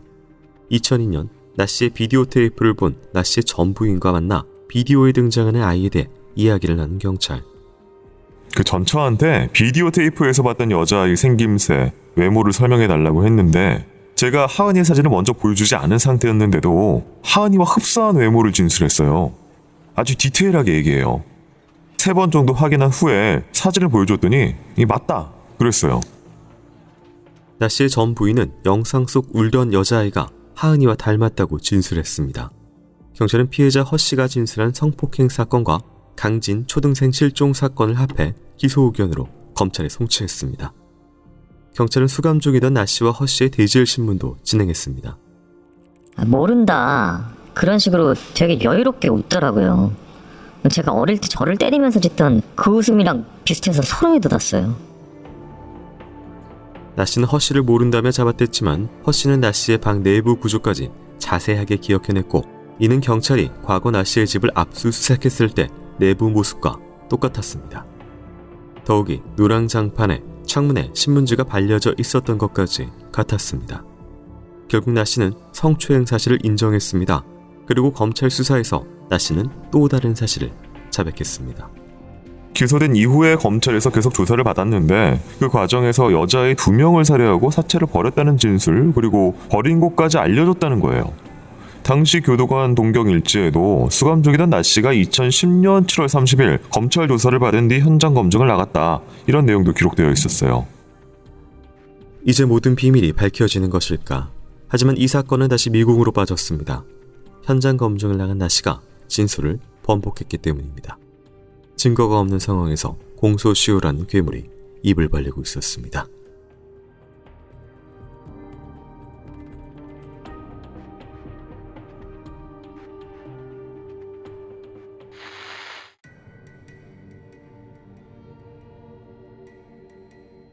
나 씨는 재판에서 허 씨를 성폭행한 사실을 부인했습니다. 1999년 이전에 몇 차례 성추행을 했을 뿐이라는 나 씨의 주장. 게다가 시간이 오래 흐른 뒤라 범행 일시가 정확하지 않은 것이 문제됐습니다. 2000년이었으면 공소시효가 살아있으나 99년 범행이면 공소시효가 종료되는 사건. 나 씨는 99년 이전 사건임을 주장하며 1년 차이로 결국 공소시효로 인한 어떤 처벌도 받지 않게 됐습니다. 자신을 향해 조여오던 수사망을 빠져나간 나 씨. 나 씨가 진범인지 아닌지 진실은 안개 속으로 다시 숨어버렸습니다. 그 후 세상에 다시 나 씨의 이름이 등장한 건 지적장애를 앓고 있는 여성과 결혼하게 해달라며 다수의 복지기관과 인권단체에 도움을 청하면서부터였습니다. 나 씨는 자신의 여자친구가 지적 장애를 앓고 있고 여자친구가 엄마한테 지속적으로 학대를 받고 있어서 가족으로부터 격리시키기 위해 혼인신고를 했다. 이렇게 말했습니다. 2017년 출소한 나 씨는 한 해 뒤 사랑하는 여자를 가족들이 학대한다며 방송사에 도움을 청하는 편지를 보냈습니다. 하지만 여자친구 김 씨의 가족은 다른 이야기를 했습니다. 그 나연이 전화해서 이제 자기가 보호자니까 이래라 저래라 관여하지 말라는 거예요. 그 나연이 집도 모르지 어떻게 할 수가 없잖아요. 하도 어이가 없어서 경찰서로 찾아갔죠. 이에 나 씨는 자신의 사랑을 증명이라도 하듯 여자친구 김 씨와 서로 주고받았던 문자와 음성 통화 내용, 그리고 김 씨가 그간 받아온 학대의 증거 등도 경찰에 제출했습니다. 하지만 경찰은 나 씨와 여자친구를 분리 조치했고 여자친구인 김 씨를 피해자 보호시설로 보냈습니다. 나 씨는 과거에도 지적장애가 있는 아이를 데려와서 이번 사건처럼 간음하려고 했던 이력이 있습니다. 그리고 여자친구가 어머니로부터 학대당했다는 것도 사실과는 다릅니다. 김 씨한테 나 씨랑 살 거냐 이렇게 물어봤는데 함께 살 의사가 없다 이렇게 말하더라고요. 심리상담 내역에서도 김 씨가 의미도 모르고 혼인신고서에 도장을 찍었다 이렇게 기록했고요. 경찰은 도주 등의 우려로 나 씨를 2018년 9월 구속했고 장애인 강간, 감금 등으로 검찰에 송치했습니다. 하지만 진실한 사랑이라고 주장하는 나 씨. 김 씨 가족들은 나 씨의 이런 행동에 의도가 있다고 했습니다. 장애수당 나오는 거를 알고 혼인신고를 하면서 바로 그 나연 통장에 돈 들어오게 다 만들어놨더라고요. 우리 애가 지적 수준이 한 6살 수준밖에 안 되는 걸 노린 거라고요. 17년 전인 2002년 비디오 테이프를 본 아내가 이혼을 요구했을 때 나 씨는 결국 이혼했지만 처남을 잔인하게 살해했습니다. 다시 이혼을 해야 하는 상황에 놓인 나 씨. 그런데 경찰 확인 결과 나 씨가 이번 일로 구속되기 전 묘한 단어들을 인터넷에 검색한 기록이 남아 있었습니다. 18년 전 강진에서 발생한 초등생 연쇄 실종 사건, 그리고 그 사건의 공소시효를 검색한 것입니다.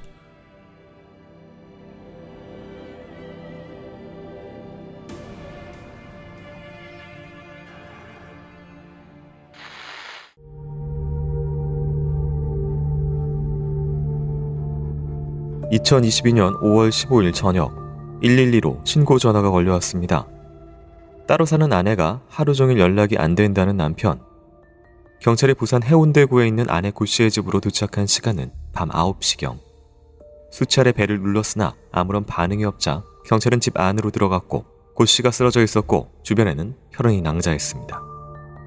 20차례 찔린 흔적이 발견됐고 왼쪽 목에 찔린 상처와 벤 상처 1개, 가슴배의 허리 부위에 찔린 상처 15개, 외음부 주변에 벤 상처 4개, 팔다리에 벤 상처 10개 이렇게 확인됐습니다. 피해자는 다발성 자창으로 그 자리에서 숨진 것으로 보고 있습니다.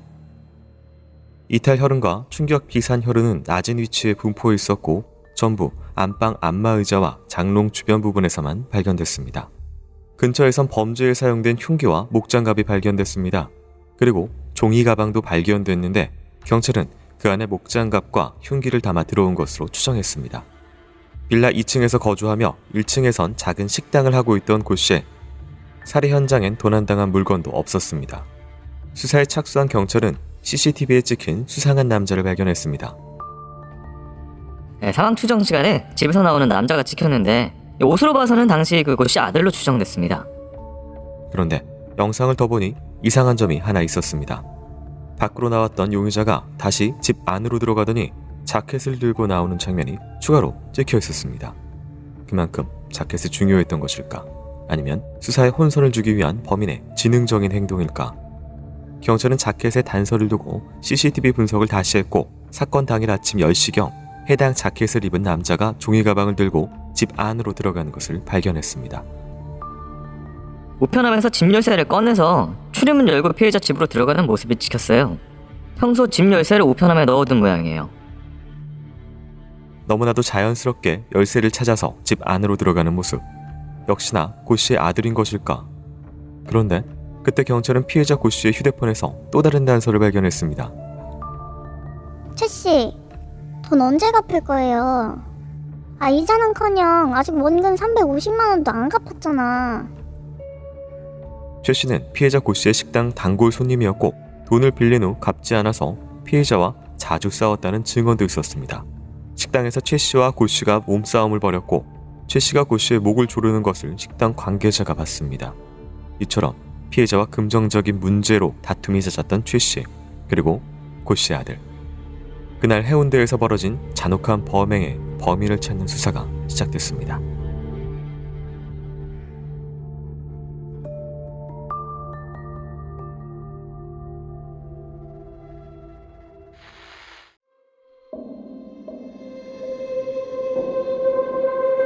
경찰은 채무 관계로 감정이 안 좋았던 최 씨를 조사하던 중 범행 3달 전인 2월 23일 살인용으로 적당한 칼을 검색했고 3월 13일 여자 급소, 살충제, 제초제, 쥐약 효능을 검색한 것을 확인했습니다. 또한 경찰은 조사를 벌이던 도중 아주 흉측하고 기묘한 이야기를 듣게 됐습니다. 제가 사건 당일 아침에 사진을 몇 장 받았는데 고 씨가 죽은 사진이라니까요. 미친놈이 이 사진을 나한테 보냈다고요? 피해자 고 씨가 살해된 모습을 촬영해 지인에게 보낸 남자, 그는 바로 최 씨였습니다. 경찰은 CCTV 분석을 통해 같은 자켓을 입은 최 씨가 며칠 전에도 고 씨의 식당을 방문했다는 것을 찾아냈고 60대 남성 최 씨를 긴급 체포했습니다. 비뚝척에 짜증이 난 것도 있지만 고 씨가 나 말고 다른 남자를 만난 것 같아서 더 화가 났습니다. 피해자 고 씨의 식당을 자주 이용하며 고 씨와 친분을 쌓게 된 최 씨. 피해자의 집이나 식당 수리 등 피해자의 일을 도와주면서 홀로 짝사랑을 키워왔다고 했습니다. 그러던 중 최 씨가 고 씨에게 돈을 빌리며 돈 문제로 다투게 됐고 최 씨는 고 씨에 대한 악감정이 생긴 것으로 조사됐습니다. 게다가 고 씨가 자신을 무시하고 다른 남자를 만난다는 오해가 들자 최 씨는 고 씨를 살해하기로 마음먹었다고 했습니다. 죽이려고 한 게 아니에요. 집에 문제가 있다고 해서 수리를 해주려고 수리 도구를 종이 가방에 챙겨서 들어간 것 뿐이라고요. 그리고 수리하던 중에 돈 문제로 말다툼하다가 우발적으로 살해한 것 뿐입니다. 하지만 종이 가방 안에서 수리도구 등은 발견되지 않았고 우발적이란 진술과는 달리 피해자의 몸에 남은 흔적은 최 씨의 말과 달랐습니다.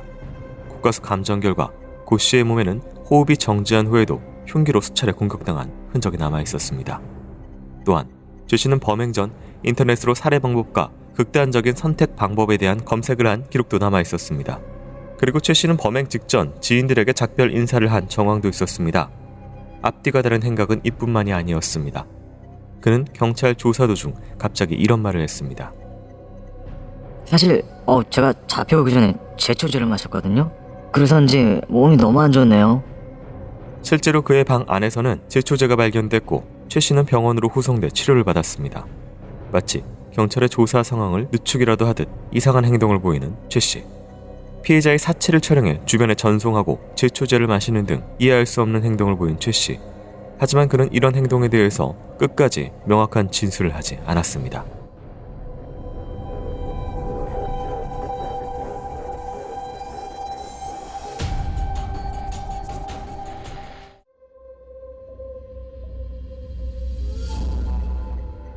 누군간 운명은 신이 결정하는 거라고 하고 누군간 자신이 개척해 나가는 거라고 말합니다. 하지만 그 순간만큼 운명은 김 씨의 뜻대로 되는 것이 아니었습니다. 악성 뇌종양 중 하나인 교모세포종 진단을 받은 김 씨. 수술을 받고 호전되는 듯 했지만 2022년 3월 22일 재발 판정을 받았습니다. 이게 4cm나 되는 크기여서요. 빨리 재수술을 해야 된다고 권유를 했었고요. 거의 모든 검사 다 진행한 후에 수술 날짜를 잡아서 연락을 드렸거든요. 근데 갑자기 수술을 미루셨어요. 스스로 치료를 포기했을까? 알고 보니 김 씨의 보호자인 친오빠의 만료 때문이었습니다. 오빠가 회사에 월차까지 내가면서 수술 때 동행을 할 수는 없다면서 수술 연기하라고 시켰대요. 보호자의 동의가 없으면 할 수 없는 수술인지라 김 씨는 수술을 미룰 수밖에 없었던 상황. 하지만 김 씨는 오빠가 정확히 답을 해주면 수술을 할 거야 라고 주변 사람들에게 말했습니다. 그만큼 살려는 의지가 강했던 김 씨. 그런데 왜 그녀는 오빠에게 그토록 의존했던 것일까? 김 씨는 남편과 별거 후 오빠와 같은 아파트로 이사를 해서 살 정도로 오빠와 사이가 돈독했습니다. 죽기 전에는 오빠 부축받아야 겨우 걸음 옮길 정도였어요. 사실 그런 동생 케어한다는 건 쉽지 않잖아요. 그래서 그 사건 전까지만 해도 오빠가 엄청 아끼는 줄 알았죠. 지인들이 말하는 그 사건은 2022년 5월 3일 부산 기장군 동백항에서 벌어진 사건이었습니다. 그날 김 씨가 탄 푸른색 소형 스파크 차량이 동백항 해녀 복지관 앞 부둣가에 정차해 있다가 바닷가로 빠져버린 겁니다. 112로 다급한 전화가 걸려온 것은 오후 2시경. 지금 차 와이퍼가 왔다 갔다 하는 거 보니까 안에 사람 있네요. 지금 안에 2명 보이는데요? 엔진룸부터 서서히 가라앉는 동안 차량 앞 유리에 2사람이 있는 걸 봤다는 목격자. 운전석에는 김 씨가 조수석에도 한 사람이 있었습니다. 그 광경을 목격한 신고자는 당시 상황을 이렇게 말했습니다. 어찌된 일인지 차 안에 있는 사람들은 차가 가라앉을 때까지 탈출 시도를 전혀 안 하더라고요. 뭐 문 못 여는 건지 차가 이게 앞부분부터 거의 잠겼는데 둘도 안 나왔습니다. 차가 완전히 물속에 빠지자마자 조수석 창문으로 누군가 탈출했습니다. 조수석에서 스스로 헤엄쳐 나온 남자는 김 씨의 오빠. 그리고 몇 분 후 도착한 구조대가 차량 운전석에서 김 씨를 발견했을 때 그녀는 안전벨트조차 풀지 않은 상태였습니다. 급히 병원으로 이송했지만 끝내 목숨을 잃은 여동생. 사인은 익사. 대체 왜 김 씨는 오빠와 함께 탔던 차량을 바닷가로 몰았던 것일까? 그리고 오빠는 왜 가만히 있었던 것일까? CCTV를 통해서 보니까 급발진은 절대 아니고요. 무슨 물귀신에 홀려서 들어가듯이 정체되어 있다가 서서히 굴러서 바다로 들어갔습니다. 이 후미등에 불이 들어오지 않는 걸로 봐서는 브레이크를 밟지 않은 것 같아요.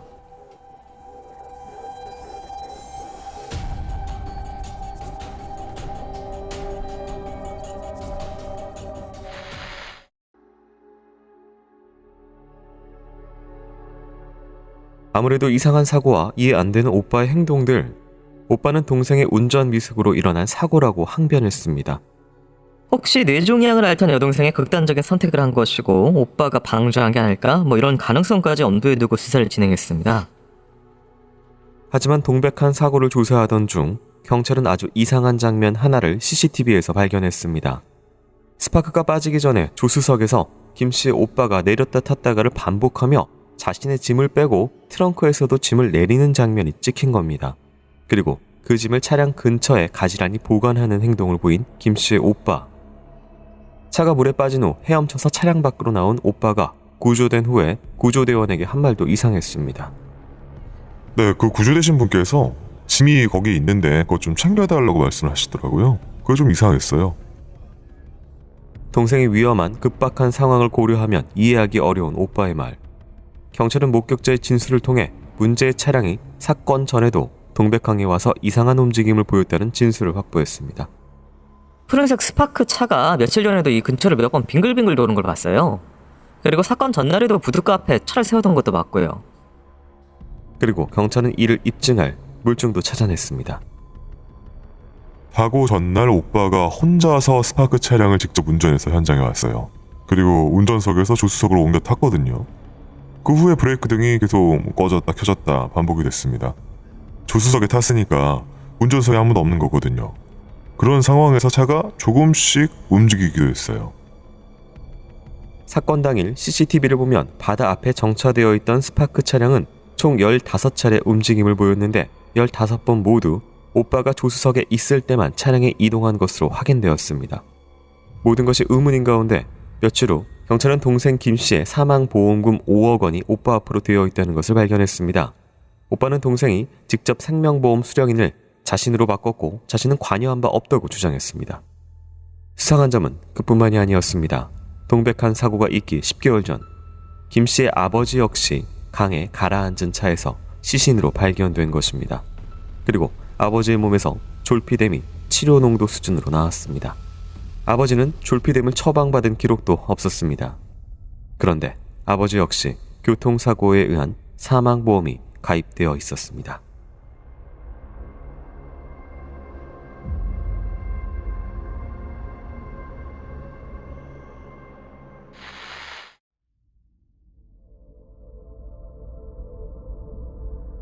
사건 10개월 전 김씨 부친에게 벌어진 비극적인 차 사고. 아들은 아버지를 그다지 자주 찾진 않았다고 했습니다. 그런데 그날 오랜만에 복날에 삼계탕을 드셨냐며 연락을 해왔다는 아들. 달동네 허름한 집에서 살던 김씨의 부친. 아버지는 아들의 식사 제안에 흔쾌히 집을 나섰다고 했습니다. 식사를 마치고 아버지의 집에서 만나기로 하고 먼저 낚시터를 빠져나온 김씨는 따라오겠다던 아버지의 차가 보이지 않아 4분 만에 다시 낚시터로 돌아갔다고 했습니다.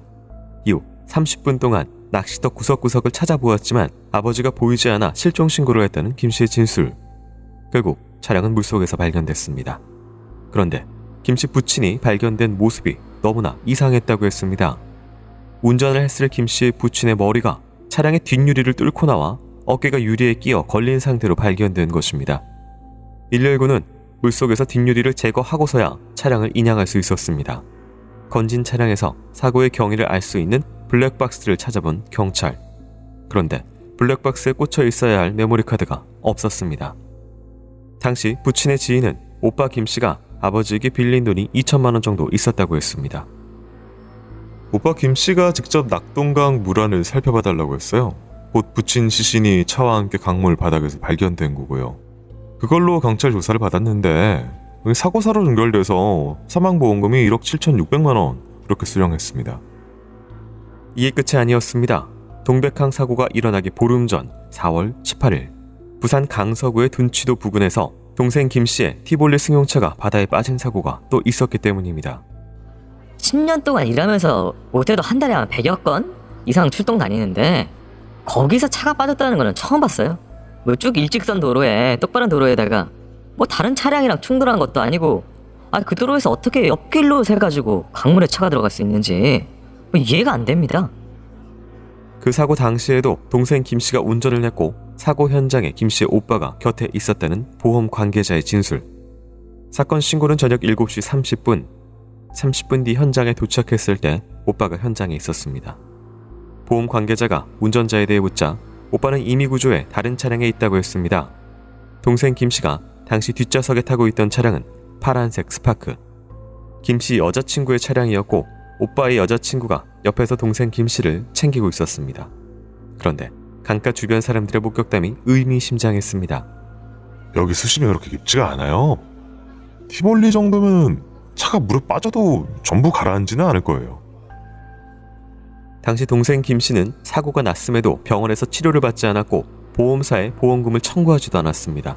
단지 사고 후 오빠는 보험사에 전화를 걸어 보험 대상 차량을 티볼리에서 나중에 동백항에 빠지는 스파크 차량으로 변경했습니다. 그리고 그 소형차는 당시 오빠와 동거 중인 여성 조 씨의 차량이었습니다. 오빠 김 씨는 자신이 타는 모닝 차량이 있음에도 왜 굳이 티볼리에서 조 씨의 스파크로 보험 대상을 바꾼 것일까? 사고 발생 직전 여동생 명의의 보험금 한도를 5천만 원에서 5억 원으로 올렸어요. 그리고 보험 수령인도 법정 상속이 돼서 오빠로 바꾼 거죠. 가족이 사망한 2건의 자동차 추락사고. 모두 차량이 물에 빠졌다는 공통점도 있습니다. 경찰은 계획된 연쇄보험 살인으로 보고 보험 사기 미수와 살인 혐의로 김씨 오빠에게 구속영장을 신청했습니다. 그런데 며칠 뒤 또 한 번 충격적인 소식이 전해졌습니다. 김해의 한 농수로에 주차된 차량 안에서 오빠 김씨가 극단적인 선택을 한 채 발견된 것입니다. 김씨 가족의 주변인들의 충격이 가시기도 전 김씨의 장례식장에서 지인들은 소름 돋는 장면을 목격했다고 했습니다. 오빠가 직접 보험 대상 차량을 바꿨던 스파크의 실제 차주, 오빠의 동거인 여자친구 조 씨가 상복을 입고 장례식장을 돌아다녔는데 그녀의 행동이 이상했기 때문입니다. 그 언니가 되게 해맑게 계속 웃었어요. 장례식장에 백화점이 있는 곳인데 우리한테 와서 하는 말이 나가다 보니까 백화점 보여서 신나서 갔는데 백화점 문 닫았더라 이러더라고요. 김씨 유족들 역시 오빠의 사망 이후 충격적인 사실을 알게 됐습니다. 그가 얼마 전 여자친구 조 씨와 혼인신고를 했기 때문입니다.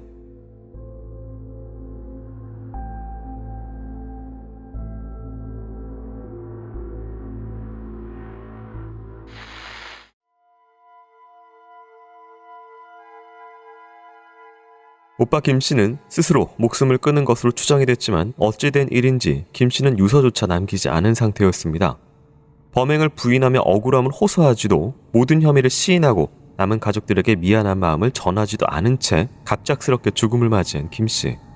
그의 죽음은 곧 모든 수사의 종결을 의미하는 것일까? 경찰은 다른 각도에서 이 사건을 파헤쳤습니다. 약간 벗어난 곳에서 전말을 지켜본 제3의 인물, 오빠의 동거녀 조 씨가 있었기 때문입니다.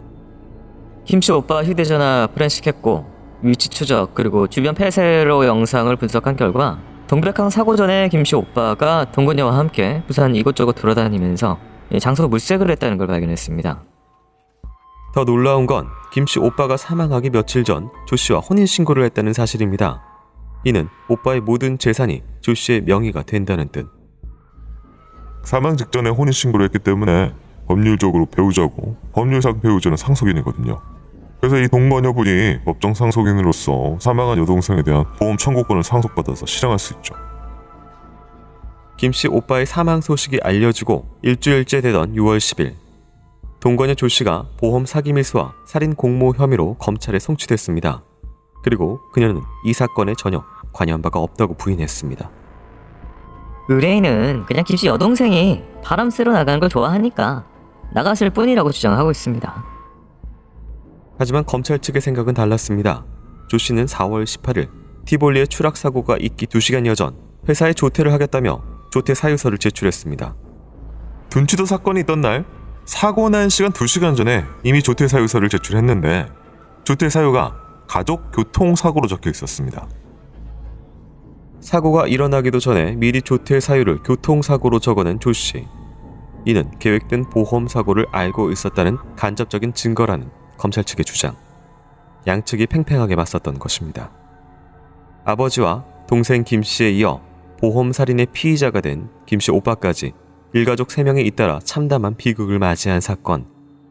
그리고 그 뒤에 남겨진 조 씨는 끝까지 무죄를 주장했습니다. 그런데 재판 과정에서 조 씨가 사건에 개입한 인물이란 정황이 발견됐습니다. 김 씨가 탑승한 차량이 둔치도에 빠졌다가 구조된 사건 당시에 조 씨가 숨진 김 씨 오빠에게 사고 장소와 관련된 사진을 보낸 사실 등이 드러났습니다. 조 씨는 놀러 갈 만한 한적한 장소 등을 찾아 사진을 보낸 것이라며 끝까지 무죄를 주장했습니다.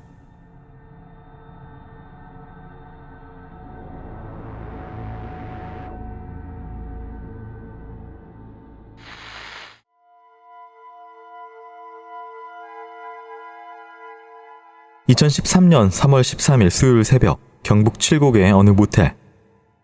소음 신고가 들어갔고 경찰이 도착했을 땐 투숙객은 이미 사망한 상태였습니다. 전날 밤 방에 체크인한 사람은 노부부. 81살의 할머니는 이미 숨졌고 67살의 할아버지는 중태에 빠져 있었습니다. 범인이 할머니의 안면부를 지속적으로 걷어차거나 여러 차례 발로 밟은 걸로 추정이 되는데 중증 두부 손상으로 사망하였고 할아버지 역시 안면 부분을 발로 차이거나 밟혀서 안면부 함몰 및 뇌출혈 등 상해를 입혔습니다. 호텔에 투숙한 노부부를 이처럼 잔인하게 살해하고 다치게 한 범인은 누구일까? 객실에는 누군가 침입한 흔적이 발견되진 않았습니다. 용의자를 찾던 경찰은 노부부와 함께 투숙한 사람이 한 명 더 있다는 사실을 알게 됐습니다. 부산 사고에서 아들하고 노부부를 태웠고 서울 구로구로 가자고 하더라고요. 그래서 한참 가고 있는데 경북 칠곡군쯤 지날 때 아들이 멀미가 난다고 해서 그 칠곡군 모텔에 내려줬어요. 모텔에 노부부와 함께 투숙했던 사람은 바로 부부의 친아들 40대 고씨. 새벽 3시경 그가 부부와 함께 모텔방으로 들어가는 장면도 CCTV에 남아 있었습니다. 하지만 어찌 된 일인지 아들은 바로 모텔 밖으로 나와서 또 다른 택시를 타고 서울로 향했습니다. 그리고 그 아들을 태웠다는 택시기사는 경찰 조사에서 아들이 알 수 없는 기괴한 말을 했다고 진술했습니다. 서울까지 가는 장거리 손님이니까 얼른 태웠죠. 근데 가는 도중에 이상한 말을 하더라고요. 아버지 몸에 바퀴벌레가 기어다니는 병에 걸렸고 아버지가 어머니를 죽였다. 기사님 빨리 경찰서로 가요 이러더라고요. 아들이 말한 대로 아버지가 어머니를 살해한 것일까? 하지만 아버지 역시 누군가에게 심하게 공격당한 상황. 게다가 수사 결과 노부부가 묵은 객실에 제3자가 침입한 흔적이 발견되지 않았습니다. 모든 것이 미궁에 빠진 상황에서 경찰은 고 씨의 누나에게서 이상한 말을 듣게 됐습니다. 동생이랑 저는 아빠가 달라요. 그래서 친분도 많지 않고 동생이 이혼하고 나서 연락을 하지도 않아서 잘 모르고요. 그리고 무엇보다 저도 동생을 만나는 게 두려워요. 아무리 아버지가 다른 이부 형제지만 유독 고 씨에 대한 두려움을 호소했던 누나. 그리고 아들을 태운 택시기사 역시 두려움에 차를 돌렸다고 진술했습니다. 알 수 없는 얘기를 자꾸 하니까 섬찟하더라고요. 아무래도 느낌이 찝찝해서 다시 7국급 모텔로 차를 돌려서 내리라고 했습니다. 택시기사는 아들을 노부부가 묵은 모텔 앞에 내려준 후 그곳을 떠났습니다. 그리고 얼마 후 폴리스 라인이 쳐진 그곳에선 시신이 실려 나왔습니다.